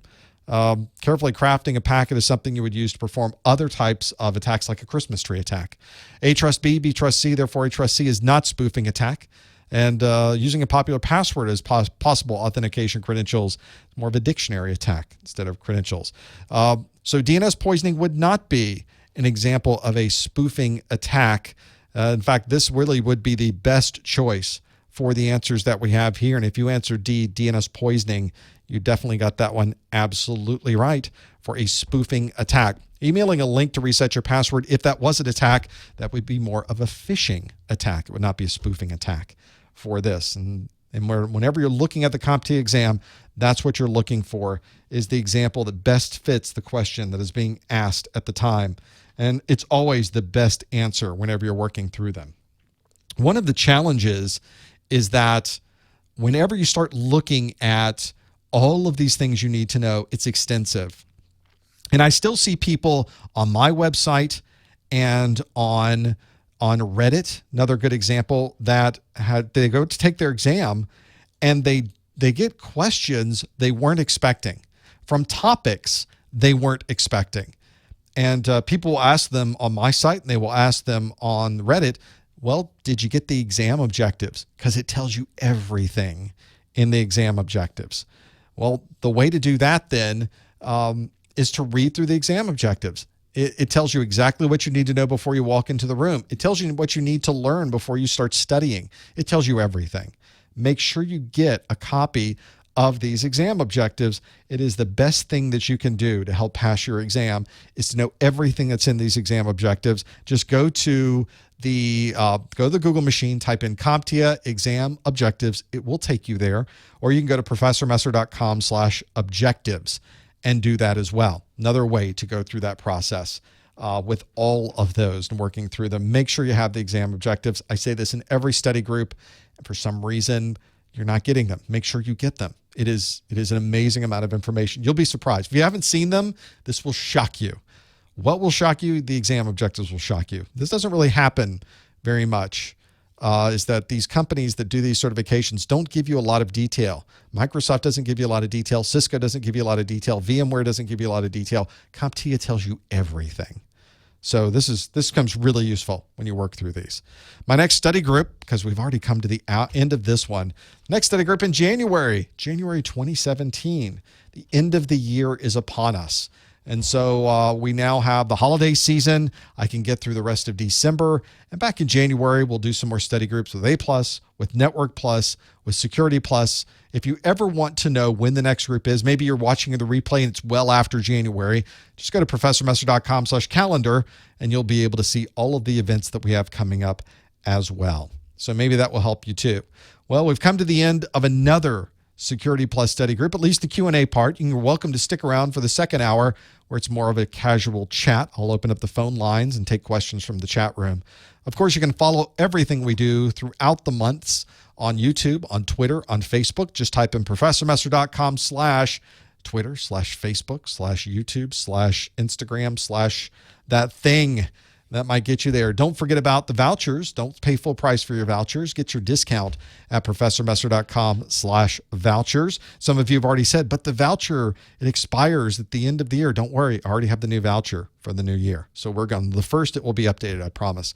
And of course, my thanks to GTS Learning for the security labs, professormesser.com/seclabs, and the course notes at professormesser.com/securitycn. Yes, that was fast. Well, thanks to all of you as well. It has been a fantastic 2016 at Messer Studios. It has been a fantastic set of study groups that we've done throughout the year. Would not be able to do it without your help. Thanks so much for that. I hope everyone has a fantastic holiday season. We'll look forward to seeing you again in January, and we'll talk to you then on the next Security Plus study group. Oh, my voice. Wow, that was an hour. I know, it's an hour. Boom, gone, an hour. Oh, an American in Korea. Yes, I spent some time. I did some seminars in Seoul, there at the Sheridan in Seoul. I enjoyed my time in Korea. I was just telling Mrs. Professor Messer about how much fun it was to be over there in Korea. Folks in the chat room are asking about CSA+. If I have any plans for it. Do you have plans to take it? Is really my question. Do you have plans to take the CSA+? And I ask that because everyone who has asked me, the CSA+ is the new security exam coming from CompTIA. And so far, I've had a lot of people ask me if I have any plans for CSA+, but nobody's told me that they plan on taking the CSA Plus. So far, this has been a little bit of a challenge. Obviously, CSA Plus, nobody knows about it. Nobody has seen it. Nobody's certified in it. Employers don't know about it. Very few people are asking about it at this point. So if it becomes more popular, I will certainly look at creating CSA Plus content. But currently, it has zero popularity. It has a few people asking me about it. And having that there. So that's one of those things where I just have it, like anything else, if people are doing a lot of that, then I'll create some content for it. Yeah, a lot of people are interested in it. One of the challenges with any certification is that popularity piece and getting people to really take advantage of the certification itself. If employers ask for it, it will become popular. That's usually how it works, is you just have to get the employers to ask about it. And once they ask about it, then people will take it. It's this continuing process. I'm working on getting the call-in lines started. That's why I look like I'm not paying attention to you. And so that's one of the things, is that I am my own producer. So I'm pulling that up as we speak so I can call in. And I call into the lines just like you call into the lines. So I have to log in here in a moment and do this piece of it. What do we do? This one here, and do this thing. Enter your 6-digit PIN number. And again, that's redundant. Welcome, host. Welcome. Welcome. And there are people already calling it. How can you call in? I don't have the numbers up yet, because the number is 855-785-7545, toll free in the U.S., and Skype free on Skype at +1 855-785 RJ45. You're welcome to call in as well. I'll be taking questions from the call-in lines and questions from the chat room as well. Some of you have some that are going by and looking at those. Let's go straight to the calls, though, because someone got in here fast from the 228 area code. Are you there, caller? What's your name? Hi. My name is Red Wolf. Hey. I'm just here with a question. Hit me with a question. Yes. I have a question about HVAC systems. I know they deal kind of with SCADA, but how do I protect HVAC? How do I protect my SCADA network? So when I'm not sure if that's two separate things or it's combined. It's sort of two separate things, although a lot of people tend to combine the industrial side of things into one big picture of pieces. SCADA generally is one where you're really talking about very industrial environments. You're in a power generation facility, for example, and all of those power generation systems have their own proprietary networks that connect everything, but they're using very well-known protocols like TCP/IP to connect them all together. But those networks are generally very well protected from the rest of the world. They are very well firewalled. They are mandated with not just good security to be able to do that, but there's often federal regulations that require security on those types of networks. That's a little different than if you were just connecting up and wanting to get access to your HVAC. In fact, many of us in our homes are effectively networking our home air conditioning and heating systems these days. I have Nest in my house and in my studio. In fact, while we were doing the presentation today, it was getting hot, so I hit up Nest on my phone, and I was able to adjust the temperature in the studio while we were doing all of this. Nobody really knew that was going on. SCADA is a very different thing, though, because you've got these very high-end systems. They are extremely security conscious, because if somebody gains access to that, they can effectively shut down entire power grids for sections of the United States and the world. So that takes security to a different level. If you got into my Nest, you could make me uncomfortable. But that's a very big difference between something that would take down all of the power for an entire state, for example. So that's why I in my past history working for a security company and securing SCADA systems. It's one that they focus very much on who has access to these systems, very limited access through the network, and those very limited network accesses always include some type of VPN, some type of encryption, and a very strong firewall with extremely tight auditing. You never want anything to change on that firewall. You want to know exactly who's coming in and out of those networks. And there's very, very tight controls, probably some of the tightest controlled networks you're going to run into for, as it seems, obvious reasons when you're dealing with things like power generation. Does that help give you some perspective between those two? Yes, it gave me a little bit of gave me some perspective. But what controls would I do on my HVAC systems, for example, to prevent, like, for example, that Target incident? How would I prevent that from happening? Just not integrate it with my network? Well, in the case of the Target, we're looking at a couple of Thanksgivings ago when the Target infestation occurred, and they had people sitting on the network and taking credit card numbers directly from their point of sale systems. It wasn't one that came through the HVAC systems. It came through the vendor systems, where the vendors that managed the HVAC systems were able to get into the Target network through this VPN connection. In fact, I believe it was through a PDF, as I recall back, and they clicked on the wrong thing to infect their systems. And from there, they bounced through this vendor system onto the Target network. So it didn't actually touch the HVACs in the Target systems or on the Target network. It just used the people who worked on the HVACs, which is really brilliant when you think about it. The people who work on air conditioning systems are not the most knowledgeable with computers. I think the same thing about doctors' offices. Doctors know nothing about computers. They don't want to know anything about computers. What a great way to get into somebody's network is to hop on a doctor's system and then hop from there. It's exactly what happened with Target as well. So it's not so much protecting the HVACs, but let's say, for your question's perspective, you wanted to protect access to your heating, ventilation, and air conditioning systems. The way that you would do this is with firewalls today. That is the best way to provide access or to control access to anything that's in your network. These days, firewalls are brilliant. They know everything about the applications going over your network. They know if you're going to a database application, if you're using Salesforce, if you're using Blackboard, if you're using Twitter, if you're posting to Twitter. And they can control every aspect of that. They can allow you access to the heating, ventilation, air conditioning system, or they can limit access to those. And that's one of the best ways, really the most common way most organizations control access to those systems. Okay. Does that give you some perspective? I think that's probably the most common way right there. Okay. One more question. Sure. I know this is a gender neutral certification, but what Linux command should I focus on? For Security Plus, interestingly enough, there's very little in the Security Plus exam objectives that have anything to do with specific Linux commands.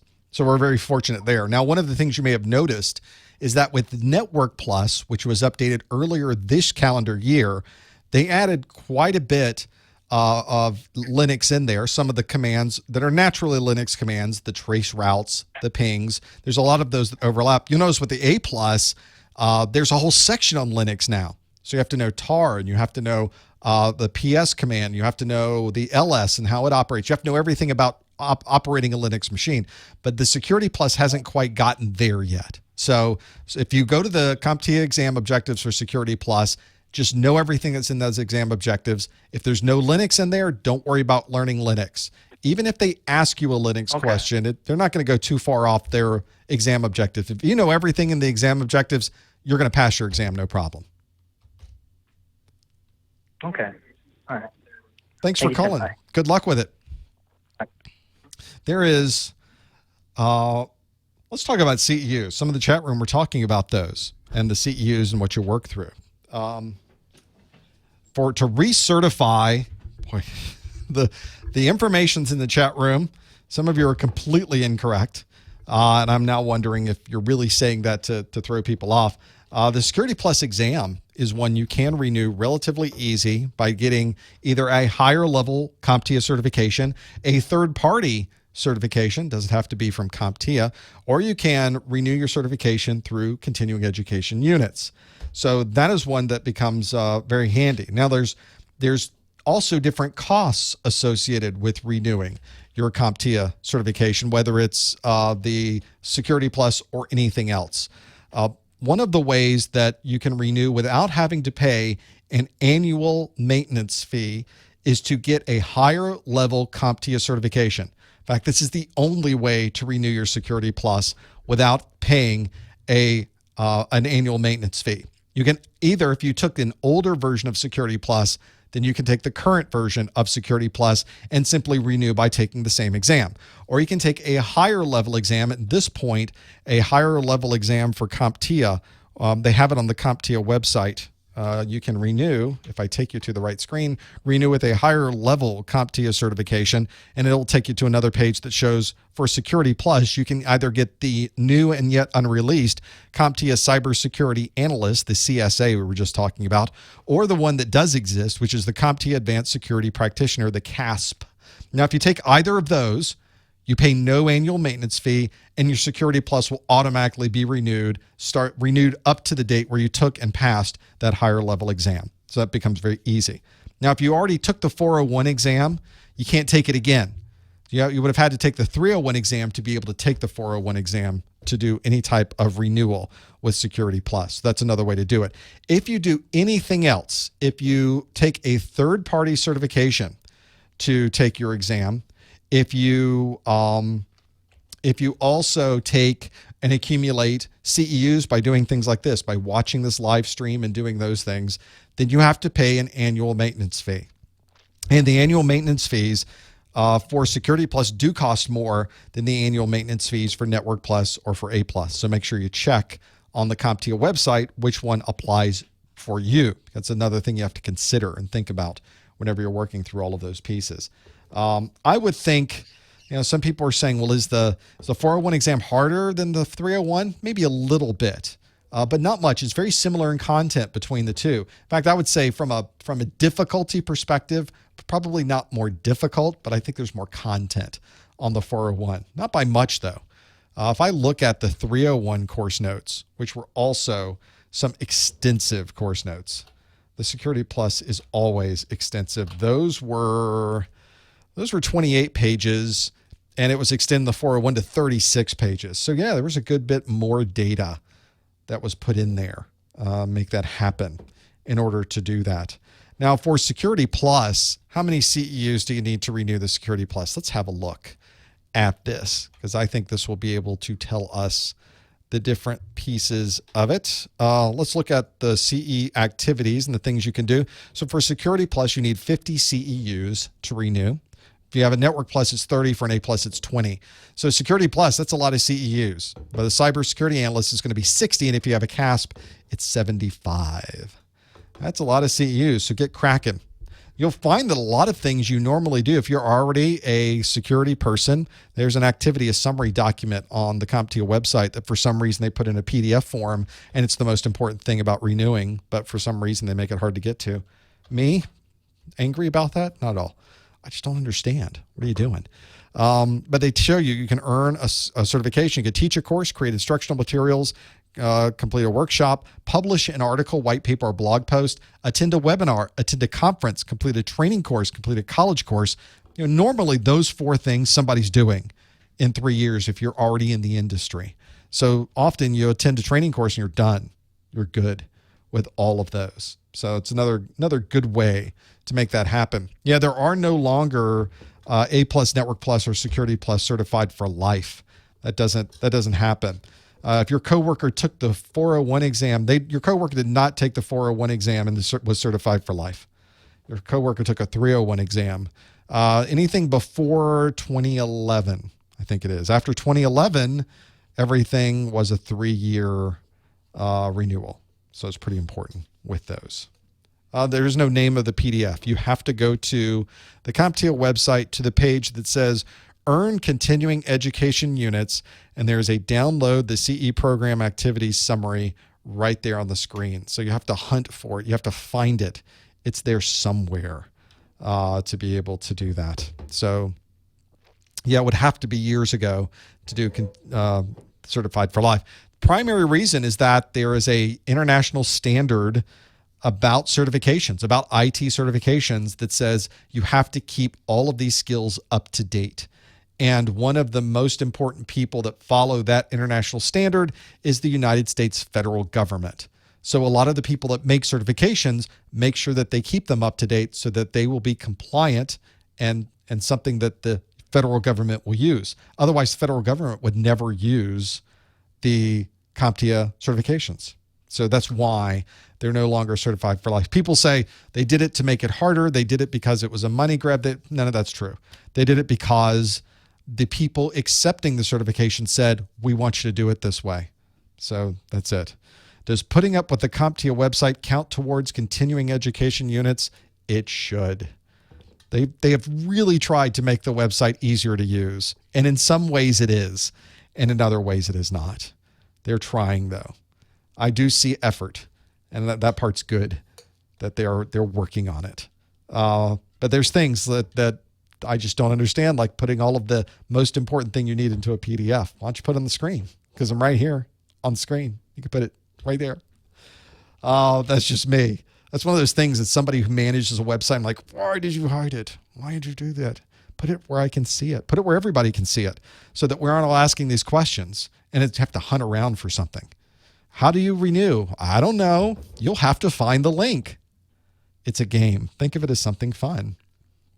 You earn 1 CEU for sitting in this live event. If we go to the continuing education activities chart and we scroll down to attend a webinar. This is a live webinar CEU. You can earn 1 CEU per hour in the webinar. The maximum number of CEUs that you can earn within a 3-year cycle, let's say you're taking Security Pluses, you can watch 10 of my webinars during a 3-year cycle for your 10 CEUs. Now, obviously, you need 50 to renew the Security Plus, so you need to get 40 somewhere else. So today's event was 1 CEU, and I will send you the email back. Number of people will watch 10 of them, and they'll just send me one contact us form with all 10 of the key codes in there, which is great. If you have multiple codes, send them in one. That way I can send you back one single email, and I'll say, oh, it's for 2 hours, it's for 4 hours, it's for 10 hours. It's a good way to do it, to have that there. It's fast. Or if you send them one at a time, I will send them back to you one at a time as well. So don't worry. It just makes it easier on me. If there's 10 of them, it makes it a lot easier on me if they're all in one single document that I can send back to you. It makes it easy to have it there. I like how Ryan asked, so how many do we get for sitting through this thing, sitting through this live event? Thank you, Ryan. That makes me feel good. Yes, you had to sit through it and answer the questions and more importantly, put up with me. So I really can't blame you much for that. That's so true. Ryan has really hit the nail right on the head there. Like, here's the thing we had to do. I had to sit through this whole thing. I got an hour. Yep, sorry about that. Continuing education, though, it's kind of an important thing. I think most people will opt to get a higher level certification. It's just so much easier. You don't have to collect CEUs. You don't have to do any of this other nonsense. We're just going to go with it, and we're done. We're just going to go get another certification because we're going to anyway. You really should be thinking about what you want to do next, and that may be a good way to do that. Once you get the CEU, you go back to CompTIA. On the CompTIA renewal website, they tell you how to log into your account and submit the CEUs and do all of that. I don't know specifically how you go about doing all of those things. I've never submitted one myself. There you go. Coffee today, for those of you asking, in the Contigo container. It's Contigo because I can do that right on top of my keyboard. Never spills. This is Contigo who makes this. I don't get any money from that. They're just awesome. I give these as presents. So if you're looking for that last minute Christmas gift, Contigo is awesome. This is full of coffee. Yeah, college credits is part of that document where you can get continuing education. So if you're in school, you're golden to be able to make that happen. Golden to have that there. So that's plenty of CEUs to have that there. I know, Ryan, I'm just kidding. I know you didn't mean to sound like that. It just hit me in a certain way. Today's coffee, by the way, is the Starbucks Holiday Blend. Holiday Blend from Starbucks. No Pete's today. I need to get more Pete's. Now you've reminded me. I am sporting, those of you wondering, as we were just talking about the Internet of Things, and my Nest configuration is an iOS device. This is a 6 plus iOS device. So it's one of those where when I start trying to figure out what to do next, I'm almost always getting another certification to get my CEUs. Almost always. There was one example though is one where I was working for a company and we had our own certification, and I took that certification every year because it would come out with a newer version. And when you work there, you really needed to have that company's cert. You didn't really need to take CEUs. You needed to take the test and earn the cert through the test taking process. So that's one where that does come in handy. Am I going to do anything for the healthcare IT tech cert? Well, considering that the healthcare IT tech cert will be retired in February, no.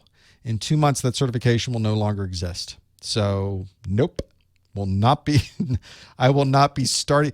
It takes months to create these courses and these books and everything. Usually, when I'm starting a project, it's not something that's done in a week. It's something that's done in 3 months. And so, by the time I even got started with healthcare IT, it would be retired already. I can't imagine. I think some people are getting it right at the end because I think some employers don't realize that it's being retired and going away. And I think that because it's turned into, they're now calling it a good for life because it's being retired. You can't renew it anymore. They're getting it so they can have another good for life certification. And I get that. I think what most people have realized though is that healthcare is not unlike any other IT organization. Healthcare is not unlike transportation. It's not unlike utilities. It's not unlike manufacturing. There is a huge amount of overlap between all of those. But of course, healthcare has some very specific things that are very specific to healthcare. Some very unique IT requirements that you will only see in a healthcare environment. If you go to a bank, there are some very unique things at a bank or a financial organization you will only see at a bank or financial organization. If you go to power generation, there are some very unique things that are very specific to the power generation. So instead of creating a separate certification for every single vertical, I think CompTIA has realized we should just have one certification that everybody takes. And you tend to figure out what the things are that are unique to your environment when you get in there. And certainly that is one where it works. If you see any question on the Security Plus exam, you cannot ask a specific question about that because you took an agreement, the candidate agreement, when you sat down for the exam that said you would tell us nothing that you saw on that exam. And I mean, it's very broadly named. You can't say anything about the exam. You can't say how many questions you got. You can't say what the topics were about. You can't say what the questions were. You can't say anything. You're legally restricted from telling anybody anything about the exam. And people will say, no, that really means you can't put an exact wording of a question out. No, it's not what it means. The candidate agreement is written specifically very broadly that if you say anything about the exam, they can take your certification away. So no, please don't tell me anything you had on the exam. I don't want to hear it. I do want to hear it, but I can't. I don't want you to tell me. Does that make sense? Okay. That's really what we're talking about. I want to hear it, but you can't tell me what it is. So maybe that's what I'm talking about. Let's go to the phone lines, the 228 area code. Let's turn up the caller so I can hear you. What's your name? Hey, this is Red Wolf again. The phone lines are burning today from Red Wolf. What's up, Red Wolf? Hi. Internet of Things. I know it's on your videos as a small topic, and I know it's growing as a bigger concern. How do I secure Internet of Things? If you look at the trade magazines dealing with security, you can't. Internet of Things, it's a horrible security hole, and everybody's network is going to be infiltrated with an Internet of Things botnet or any of those things. Now, part of that is partially true. There's actually a little bit of a challenge associated with that, because a number of these devices, these Internet of Things devices, are Linux devices. And a number of those Linux devices, they didn't put very good security into. So there have been some people in the lab that have been able to access the root of their Internet of Things device and be able to gain access to the operating system. And from there, of course, can hop off and do anything. And I think that's what people are concerned about, is that organizations that are making, let's take an example of the Internet of Things that I have in my studio and in my house. I have an internet accessible garage door opener. It will tell me if the garage door is up or if the garage door is down. It will open the garage door if I'd like it to be opened. It will close it if I'd like it to be closed. It informs me if it goes up or down. I can manually force it to be locked. There's a lot of things I can do with it.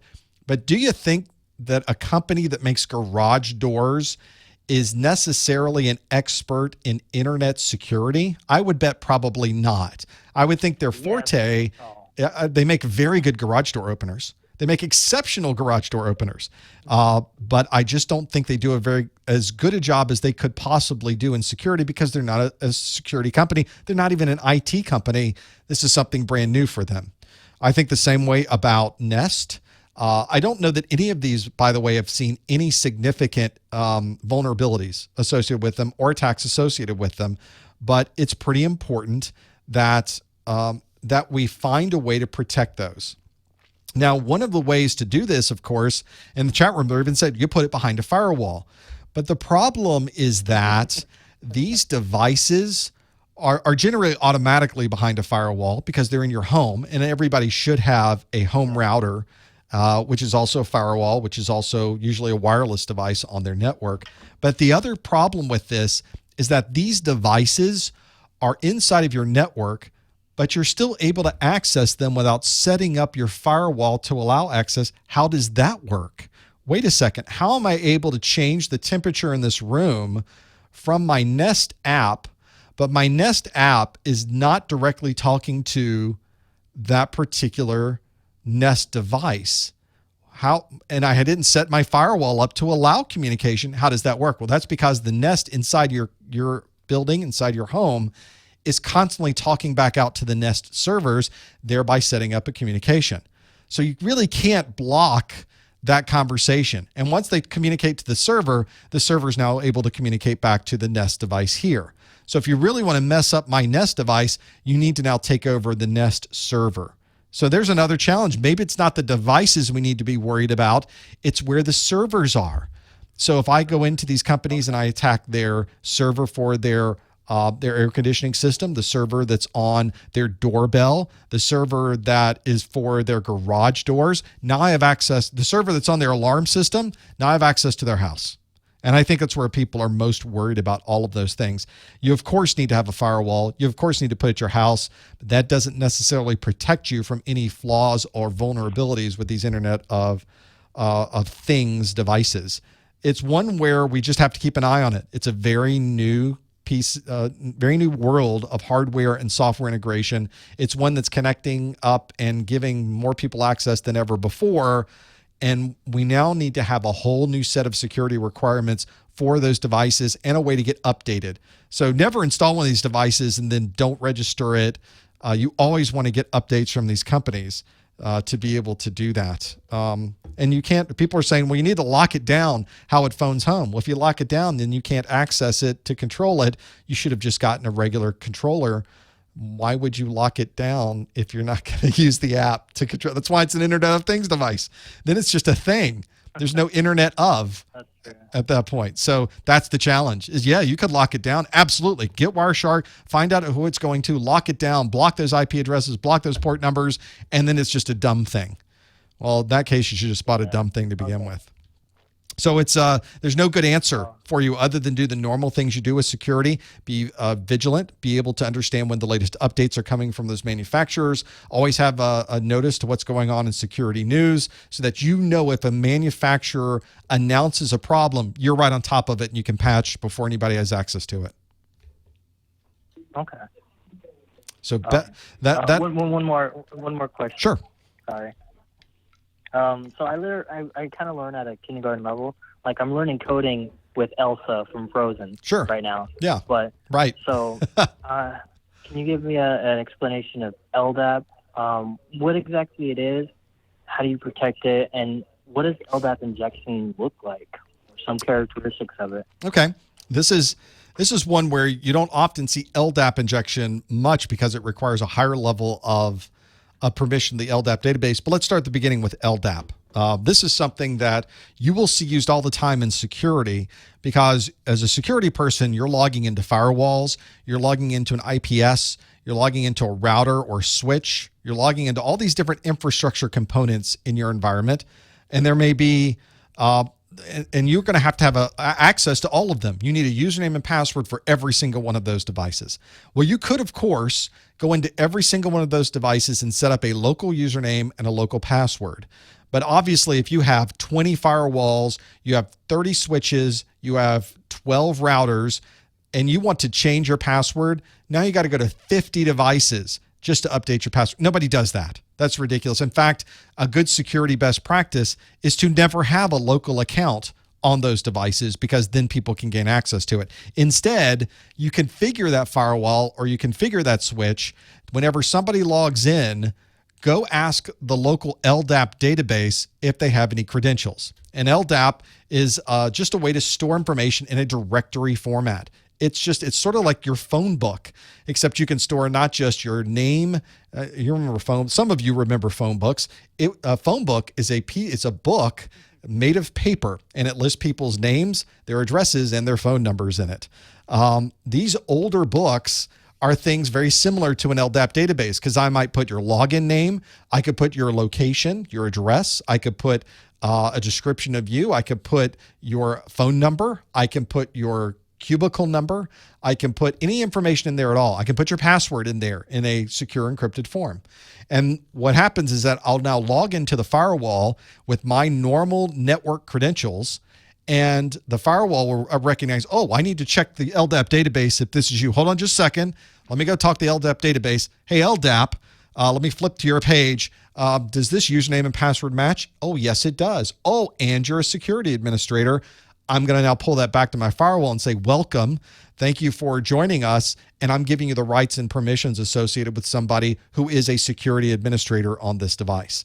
That is most commonly the way it's done. LDAP is a very, very common format. There is Open LDAP, which is an open source version of LDAP databases. But most people will, and I would say the vast majority of organizations have Microsoft Windows Active Directory in their environment, which is Microsoft's own flavor of directory services. But one nice part of it is that Microsoft sticks on a function that allows you to access that Active Directory database through LDAP, through the standard process of communication. So you can tell your firewalls, go validate my login with my normal Windows credentials. What's nice about that, of course, is that if you leave the organization or you move to a different department, it will change your group affiliation or it will delete your account. And when you are disabled or deleted on the Active Directory server, you automatically now have no access to any of those infrastructure devices, which is yet another great security function of that. Now, LDAP injection is something that can now create even more problems for you when you start working through these. Imagine an LDAP database. LDAP databases contain a huge amount of information. And whenever I start stepping through an LDAP database, it becomes a little bit daunting because there's so much information. Normally, we just want username and password, but everything is in there. The easiest way for LDAP injection is you're now sending LDAP information in to query that database without perhaps having the proper credentials to be able to do it. And normally an LDAP database is locked down pretty well. You're not going to be able to inject anything into the LDAP database to either query it or to change anything. But if you do find a vulnerability, if somebody hasn't set permissions properly, or you happen to have credentials that allow you to do that, it's an easy way to modify the information on the LDAP server.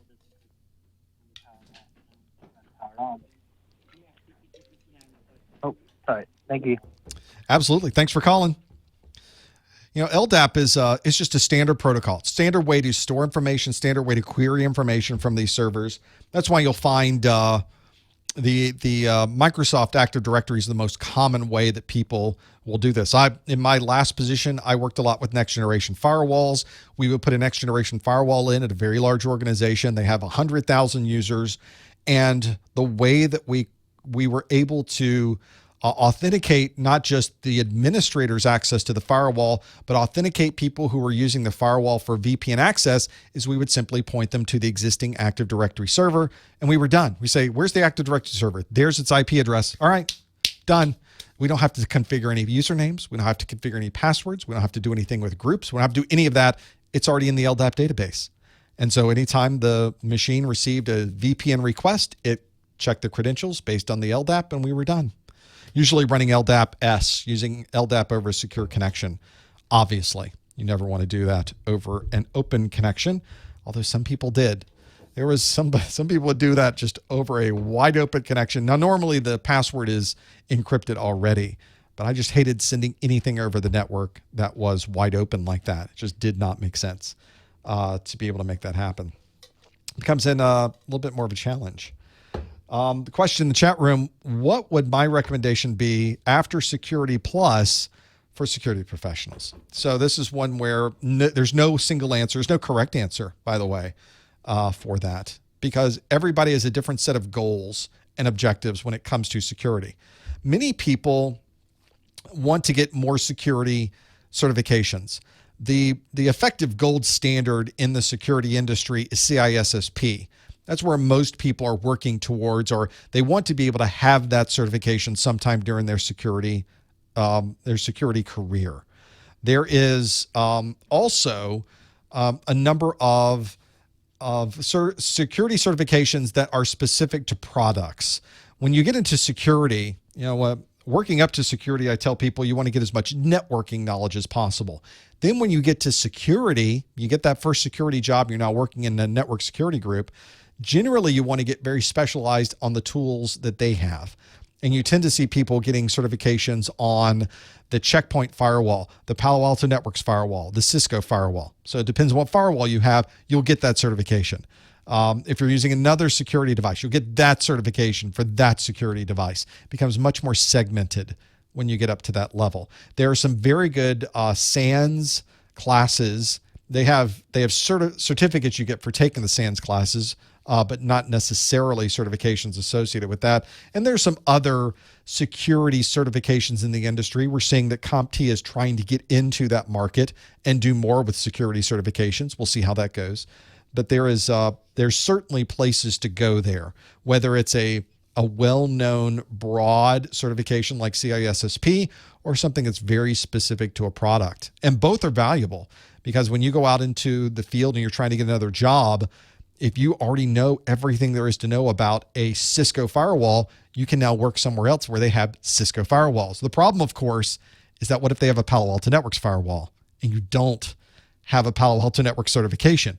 There's overlap there, but there's also some very specific differences between those two platforms. So that's your challenge when getting something that's very specific to a product, although it can be extremely valuable on that, being able to work through it. Absolutely. With that.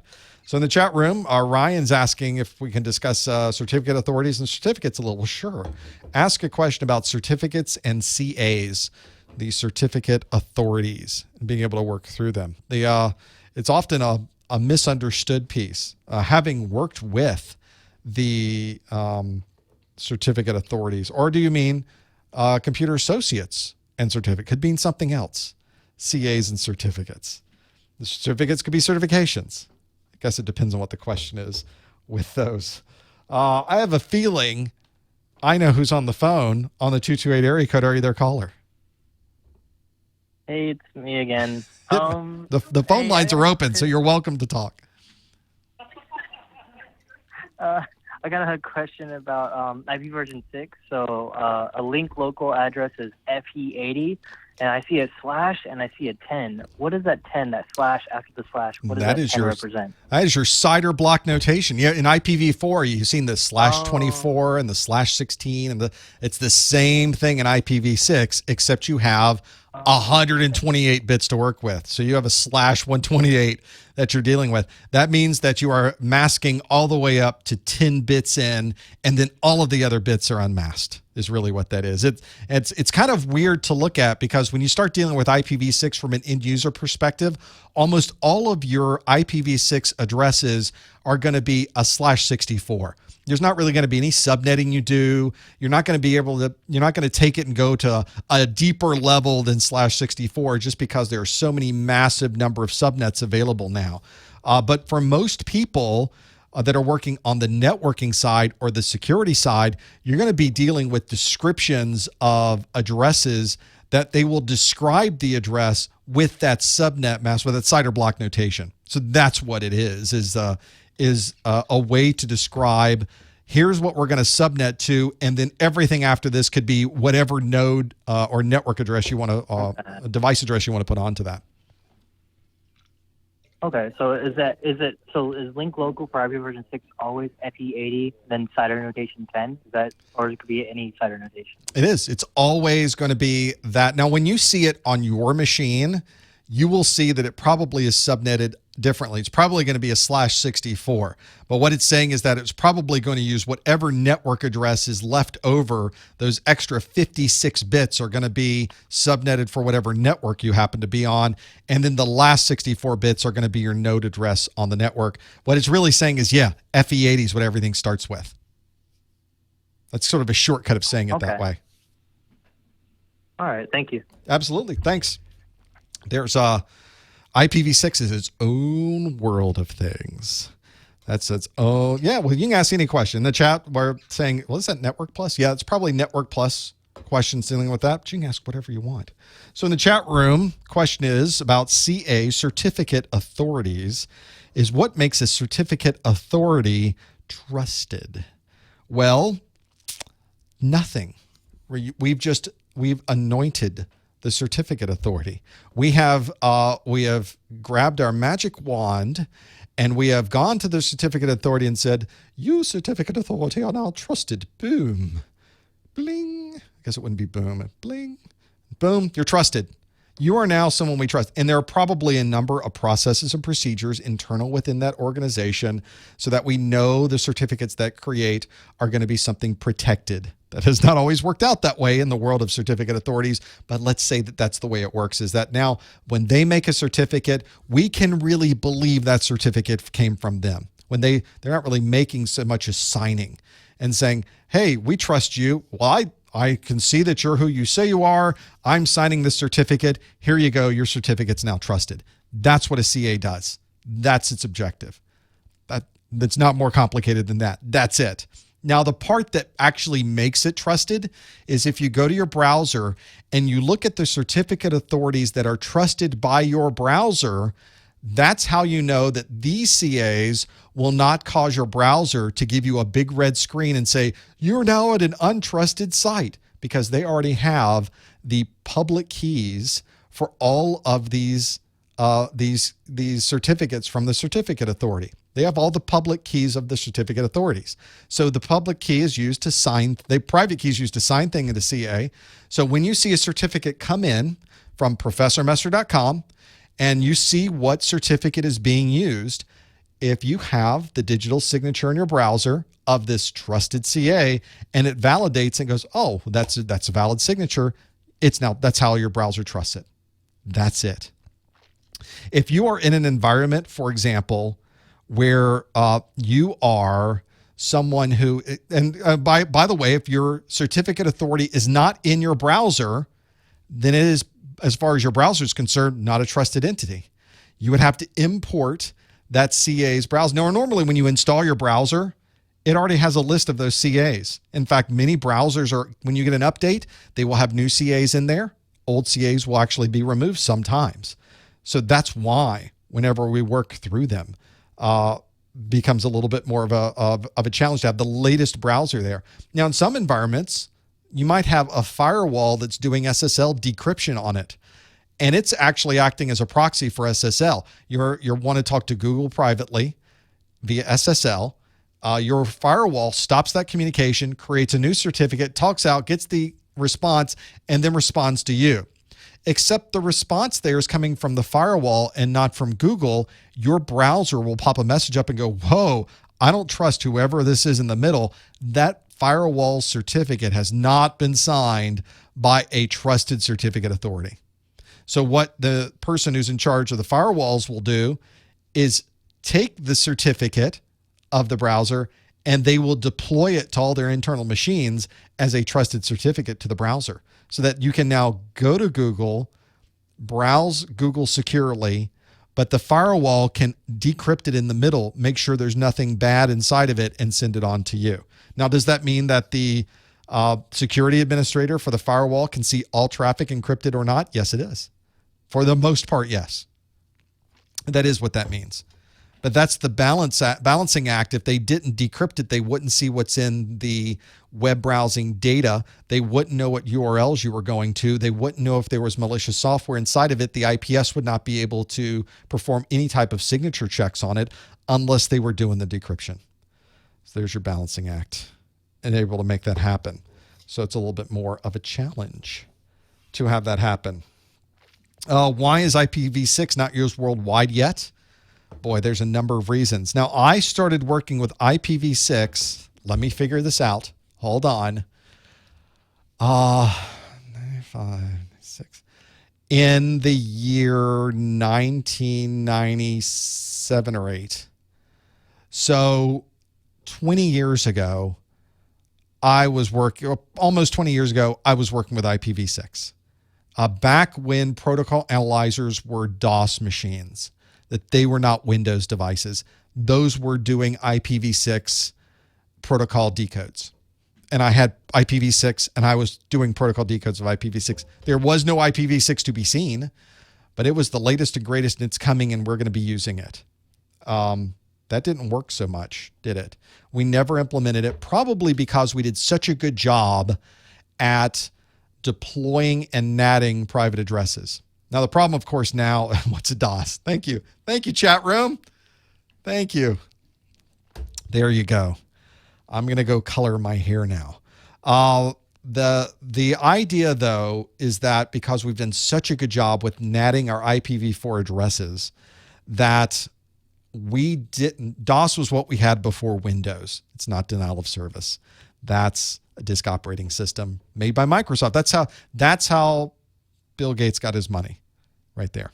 I know. I'm not just showing my age. It is my age. That's what we did. So we did such a good job with natting that actually implementing IPv6 took a back seat. Well, why did it take a back seat? The implementation is the key, because everything has to talk IPv6. Not just your computer, your switches that are doing any type of routing, because a number of switches are also layer 3 devices that have a router built into them.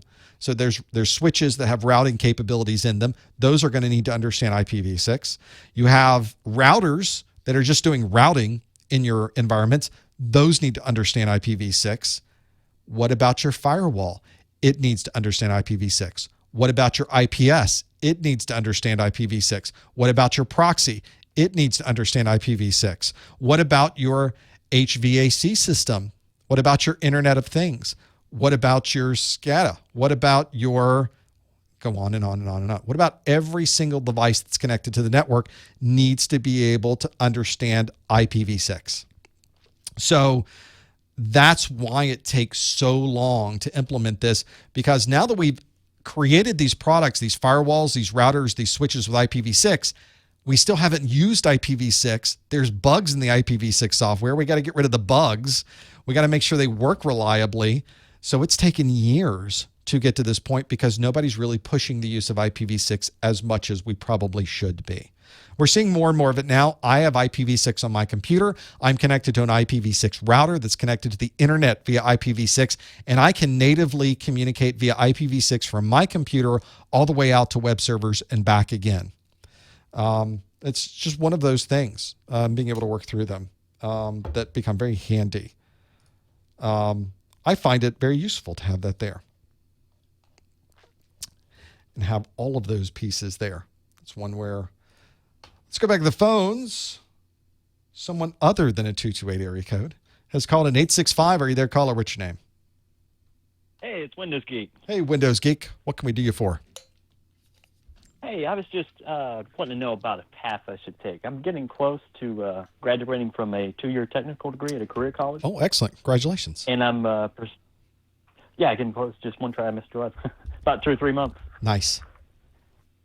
Yeah, so after I get out, I'm going to try and pursue a network administration position. Nice. And I was just wondering if the 3 CompTIA certs, the A+, Net+, and Security+, are those kind of a good base to go for that kind of position, or should I pursue more after graduating? I think they're a good base. If you're getting into very specifically network administration, almost everywhere globally, universally, except for some very specific situations, has a emphasis in Cisco. Cisco now owns the infrastructure. They own the switching market. They own a good chunk of the switching market and a good chunk of the routing market. So whenever you go into an organization, they probably have Cisco equipment. And when you go into a Cisco environment and you're doing networking, they're probably going to want to see a Cisco certification. So if either both networking or security is your interest, I would highly recommend getting as good a foundation as you can in networking. One also very good benefit to getting a Cisco certification in networking is that they provide a very good foundation of the technology itself. So once you understand your certification in Cisco for spanning tree protocol, they not just tell you how to implement spanning tree protocol on a Cisco device, but they really describe to you how spanning tree protocol works. And that means you can take that knowledge to any other switch you might run into. It works the same way on an HP switch. It works the same way on a Juniper switch. It works the same way on all switches. So that way, once you kind of get this knowledge, you can use it everywhere. I often will describe to people, it's like using a spreadsheet. It doesn't matter if somebody puts Pages in front of you, or they put Microsoft Excel, or they put any manufacturer's spreadsheet. You can kind of use a spreadsheet. You kind of understand how a spreadsheet works. It's the same way with these networking technologies. Once you understand IPsec, you got it. You can apply IPsec to anybody's technology. Once you understand spanning tree, you can apply spanning tree to anybody's technology. So my recommendation would be, and is first, find out what employers are looking for. If they're not looking for Cisco certification, there's no reason you should be getting one. But if you would really like a well-rounded networking certification after you've now taken the foundation of Network Plus, the vast majority of people, I believe, go into Cisco, CCENT, or their CCNA routing and switching, which Cisco also calls their ICND1 and their ICND2. That's at least look at what Cisco is offering, because they have a very good grasp of that certification industry and networking. And I think the things they teach, whether you get the certification or not, will certainly help you later on. Yeah, that's a great point. You sound a lot like my instructor, actually, who was teaching us some Cisco workshops with switches. Whether it's good or bad is a different question. I come from environments where we didn't have any Cisco equipment, and I come from environments where everybody had Cisco equipment. So what I found, though, is you really can't go wrong. Since Cisco has such a huge part of the market share, just learning the technology helps, and knowing the Cisco part helps even more. That's a great point. I probably should do that. I actually have a couple of Cisco books here, one for the CCENT and one for the CCNA. So I probably should just go ahead and start studying that now. What Cisco has done in the last couple of months also is they have changed their licensing for their simulation software they call Packet Tracer. And it used to be that you had to attend a Cisco certified training facility to gain access to Packet Tracer legally.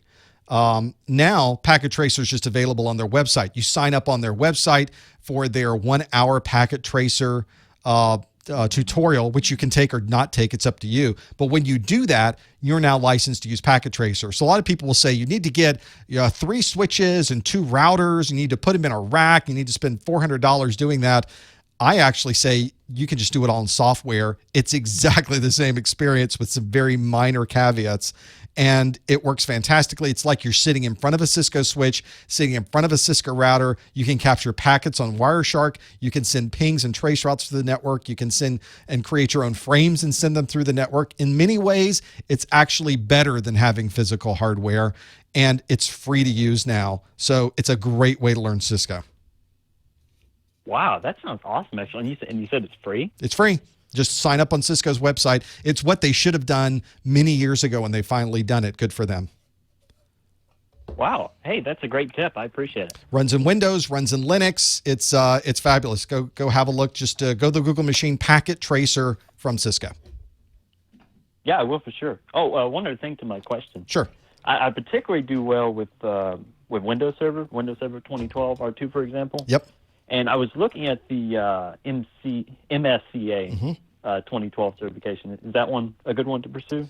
I think these days, most manufacturers are looking for a Windows certification at the server level. It's probably the one type of Windows certification I'm asked about the most. And that's an important thing to consider because Microsoft has about 100,000 certifications you can possibly get from them, even though there are a small group on their website. There's so many different tests you can take, but I think that's the one that most employers are looking for because I think that's the one that counts the most when you're in IT and an infrastructure environment. Can you handle Active Directory? Can you handle the things that are on a Windows server? Because that's really the middle data center part of most people's network. Right. That's exactly right. And that's what our instructor's been pushing on. He's been pushing Windows Server on us and the Cisco switches. So sounds like exactly what you've been giving me advice on. I think your instructor's is spot on. They're right on the money. Great. Well, I guess I've got a game plan now. Once I get my 3 base CompTIA certs, probably go for one of the Cisco ones and grab the Microsoft one for servers. It sounds like I'll be set. If you have an opportunity to talk to a employer in any of these companies who hires network people, ask them, what do you like to see on someone's resume? What certifications are important to you? Get that feedback now, especially when you're in the planning phase. If you have that kind of access, maybe your instructor has that kind of access, and find out what is it that you're really looking for. And that's really ultimately the best people who are going to tell you what you need. Okay. Yeah, I'll do that. I'll ask him about that. Sounds good. Best of luck. Hey, thanks. I appreciate it. I really appreciate everything you do, actually. I have all of your course notes. I have your pop quiz books, everything. I follow every study group. Thanks for everything you do. Thank so you helpful. for the support. I do appreciate it as well. Thanks. Hey, thanks for taking my call as well. I will apply your advice, and I think I'm confident I'll succeed. Yep. Good luck. Thanks. There's ultimately, I think that's the most important thing. A lot of people ask me, what certification do I need? You might not need any. What are the employers asking for? That's what you need. I think usually that's where it comes from. 714 area code. Are you there, caller? What's your name? Thanks for holding, by the way. Yes. Actually, this is the 228 guy again. Oh, snuck by in a different area ran out code. of minutes. So one more question. Last question ever. Oh, well, not ever. Not ever. So the IS, SAS, and PAS, it's talked about in the books. How can you describe the main differences between those two and the other ones like XAAS and MAAS? The important one for the exam is the infrastructure, the platform, and the hardware. And I think it's where most people kind of get wrapped around the axle a little bit. Because number one, it's not something we commonly work with. If you're trying to learn this technology, you've probably never set up software. You probably never built an application on a platform, and you've probably never thought about how SaaS might help you. And one of the easiest ways is some practical examples. So if you use Google Mail, then you're taking advantage of software as a service. You don't have a server anywhere. You're not managing a mail server. You're not managing the development of that mail server. You're not managing the upkeep or the people or the storage or anything else. You're simply opening a browser and going to that. You're just using the software. And that is one of the most common software as a service that you can think about. Because in fact, this one doesn't even cost you anything. Some software as a service does cost you money to use, but Google Mail is a good example of a free software as a service. Nothing is free, of course, but to us, financially, it is free software as a service. The example I gave today is infrastructure as a service. You can probably think of infrastructure as a service as hardware as a service. Is I buy a box. I buy time on a box. These days, it's more like you're buying time on a virtual box, but it is it's time on a piece of hardware nonetheless. So I'm buying a little piece of CPU, I'm buying a little piece of memory, I'm buying a little piece of storage, and I can change those, of course, as time goes on and adjust them as I go, but I'm not really caring about the application. I don't need a mail server. I've got my own. I don't need people to manage it. I've got my own people. I don't need anything but a box, and that's infrastructure as a service at its most basic level. The one that gets people stuck, I think, is platform as a service, because we're not really developers. At least most of us are not developers. If you're doing IT training in information technology, there's kind of two worlds. There's information technology, which is one side of things, and then there's computer science, which are the developers. And it seems many times that ne'er the twain shall meet there. But those are really two different worlds of operation. You don't really get into much development if you're on the IT side, and the IT side is not something the developers get involved with very much either. But platform as a service, one of the best examples of this is on Salesforce.com. There is Salesforce that if you are working in a sales environment where you're selling widgets and you're calling people and saying, hi, I've got a great deal for you, and you're tracking contacts and if they have an interest and are they doing an evaluation. Salesforce.com started by providing a front end as a software as a service that allowed us to track it. But the folks at Salesforce realized, wow, we've built quite a system here that's very modular. We could almost grab parts of this and use it as something else. We could take all of these components that we've built and we could pull them apart into different pieces and build the page differently, and it suddenly becomes a help desk product. So now we've got a help desk front end. Except it's no longer Salesforce. It's now something else we built completely. They were able to modularize their product into a platform and gave people access to build and develop whatever type of front end to applications they would like using these very commonly used modules. And that is what we call platform as a service. Okay. So I worked for an organization that used Salesforce for the sales teams, and they used Salesforce's platform to build a help desk on.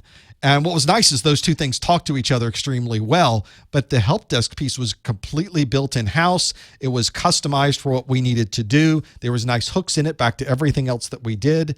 You could build accounting systems on Salesforce.com. You could build a movie inventory system on Salesforce.com. They've got all of the different modules, and it's now up to you to how you put those platforms and building blocks together. Does that give you some perspective? Yes. Yeah. Thank you. Absolutely. Thanks for calling. Let's go back to the calls. 937, thanks for holding. What's your name? Oh, my name's Garrett. Hey, Garrett, thanks for holding. What can we do for you? I just had a quick question with those GTS labs. Are those $99? I thought they were $99. Oh, those GTS labs were $99. And I noticed, GTS changed the pricing in the last month, most recently to $109. Oh, they kept it at $99 for like 3 years. And so they've just updated the pricing, unfortunately. I see. Okay. You could always give them a call and ask and beg and plead, but I think they've now updated all of their different platforms to 109 at this point. Okay. and they've got Cisco, because I've already have my A plus, Network plus, and Security plus. But yeah, I'm still looking into the Cisco stuff. So that be 109 also. I don't know. I don't have direct links because I don't offer any Cisco training. So I don't have direct links to GTS Learning and their Cisco pieces. You might want to send them a note and say, I'm a Professor Messer user. Can I get a discount on those as well? I don't know if they will offer one or not. I've never asked them, but it doesn't hurt to ask. Okay. Sounds good. And you wouldn't have known about them without coming to my site. So maybe they can at least offer you something. I don't even know if their pricing for that is different either. It may be more expensive or not. I've just never looked at it. Okay. So have a look at that. Let me know. Yeah. In fact, maybe you can even tell me. Send me a note with the contact us when you do. I was just talking to them. The gentleman who owns that, I talked to him this week on a call. We didn't even talk about any of the Cisco stuff, but that may be something to ask him about next time. Okay. All right. Yeah, I'll try to get in contact with them. And good luck with your Cisco stuff as well. That's exciting. Oh, yeah. Thanks. Thanks for calling. Good luck. Yeah. There's and they have so much more. They got Microsoft, they've got Cisco, I think they got VMware on there as well. They've got tons of those. Yes, on Socrative, the chat room's going, but wait, on Socrative, there were 11 questions and we got through the 8th question. Well, that's true, but there's only an hour. So I got through as many as I could in an hour. And then there were some left over. That usually is about where we go with the questions on Socrative. We don't usually get through many more than that, but that's usually where we get when we're working through those. For those asking about the bird feeder, bird feeder's doing fine, thank you. In the chat room, people are asking about birdfeeder.live, which is the bird feeder. It's in my backyard. You actually did have 8 because the first question was, how long have you taken your... How long have you been studying for your Security Plus certification? Technically, that was the first one. So, but that counts as number 1. There's the bird feeder in the backyard. Not much going on right now. This is my backyard for those of you looking at that. So it's a good idea. Right now, it's 59 degrees. Not much has changed since we started the study group. It's now sunny out at least, and it's one where it's there 24 hours a day, 7 days a week. Nice little project on streaming video that I did with my daughter. We set this up over the summer, and it's been fantastic. Looks like they're doing work. It's like we got more pine straw going in. See them working. You'll probably be able to tune in later today and see them actually putting the pine straw down out there in the gardens. So that's something to just gripping, isn't it? Now that's news. That's compelling. If you ever needed to see what was going on. Oh, and there's, don't forget the audio's there too of the running water of the stream. And there. Very nice. See right here, they're building a house also next door. You can't see it because my head's in the way. But they're building a house next door and up here. So you can hear them banging on their hammers as they're putting the roof in. There it is. That's nice, isn't it? Can't hear it in here, though. That's the important part, is you can't possibly get in to the well-secured, quiet studio to be able to hear any of that and what they're doing. There are some good practice exams on the Professor Messer website, so that's one place you can go for Security Plus practice exams. I'm trying to put more of those up this week. This will be a kind of a slow 2-week period as we go into Christmas and the new year. Be able to work through some of those. There are practice tests. I should probably put my pop quiz practice test links on the Security Plus from the main page of the website. But there is under professormesser.com/pop quiz, or at least some there, and have those pieces there. One of the things that whenever I start looking at the exams, some folks are even mentioning, what do I put on the sheet of paper they give you before the exam? Everybody's a little different with this. Somebody mentioned also, and they mentioned to me in a chat at one point that they didn't allow them to write anything on the piece of paper prior to starting the exam. And that's quite honestly not up to the, that's completely out of the scope of the testing center. If a testing center does that, you should stop what you're doing right now and give a call to CompTIA to clear that up before the exam starts. With the CompTIA exam, one of the first things that happens is they take you to the room. They used to give you paper. Now they give you a laminated page. It's about the size of a regular sheet of paper. And they give you a dry erase marker. I usually actually bring my own fine tip dry erase marker so I can write very small. I check it in at the desk out front, say, I brought my own. Can I use this? And they look at it, go, yeah, okay. There's nothing written on there. Yeah, you can use your own pen. And then I can write very tiny on the sheet of paper. And one of the first things that comes up on the exam is they start it and then they leave the room. They're supposed to leave the room. And you have about, 10 or 15 minutes to read through the candidate agreement and click yes. Now, many people just scroll all the way through and go accept. And you certainly can read through the candidate agreement on the CompTIA website before you get there if this is important to you as well. Just search for CompTIA candidate agreement. It'll bring you to the page. And know before you go in, that's what the candidate agreement is. Now you've got 10 or 15 minutes where you can just wait and you can write whatever you want on that sheet of paper. You can write subnetting information. For Security Plus, you don't have to worry about subnetting, but you might want to put things that really cause you trouble remembering. Maybe it's the infrastructure as a service, hardware as a service, platform as a service. Maybe it's the volatility of data. Maybe it's some of the port numbers that you have to remember. Just write them all down. And when you're done writing everything you want to write down on that sheet of paper, then you say, yes, I agree to the candidate agreement, and off you go. That's really the best way to do it, because they give you the time.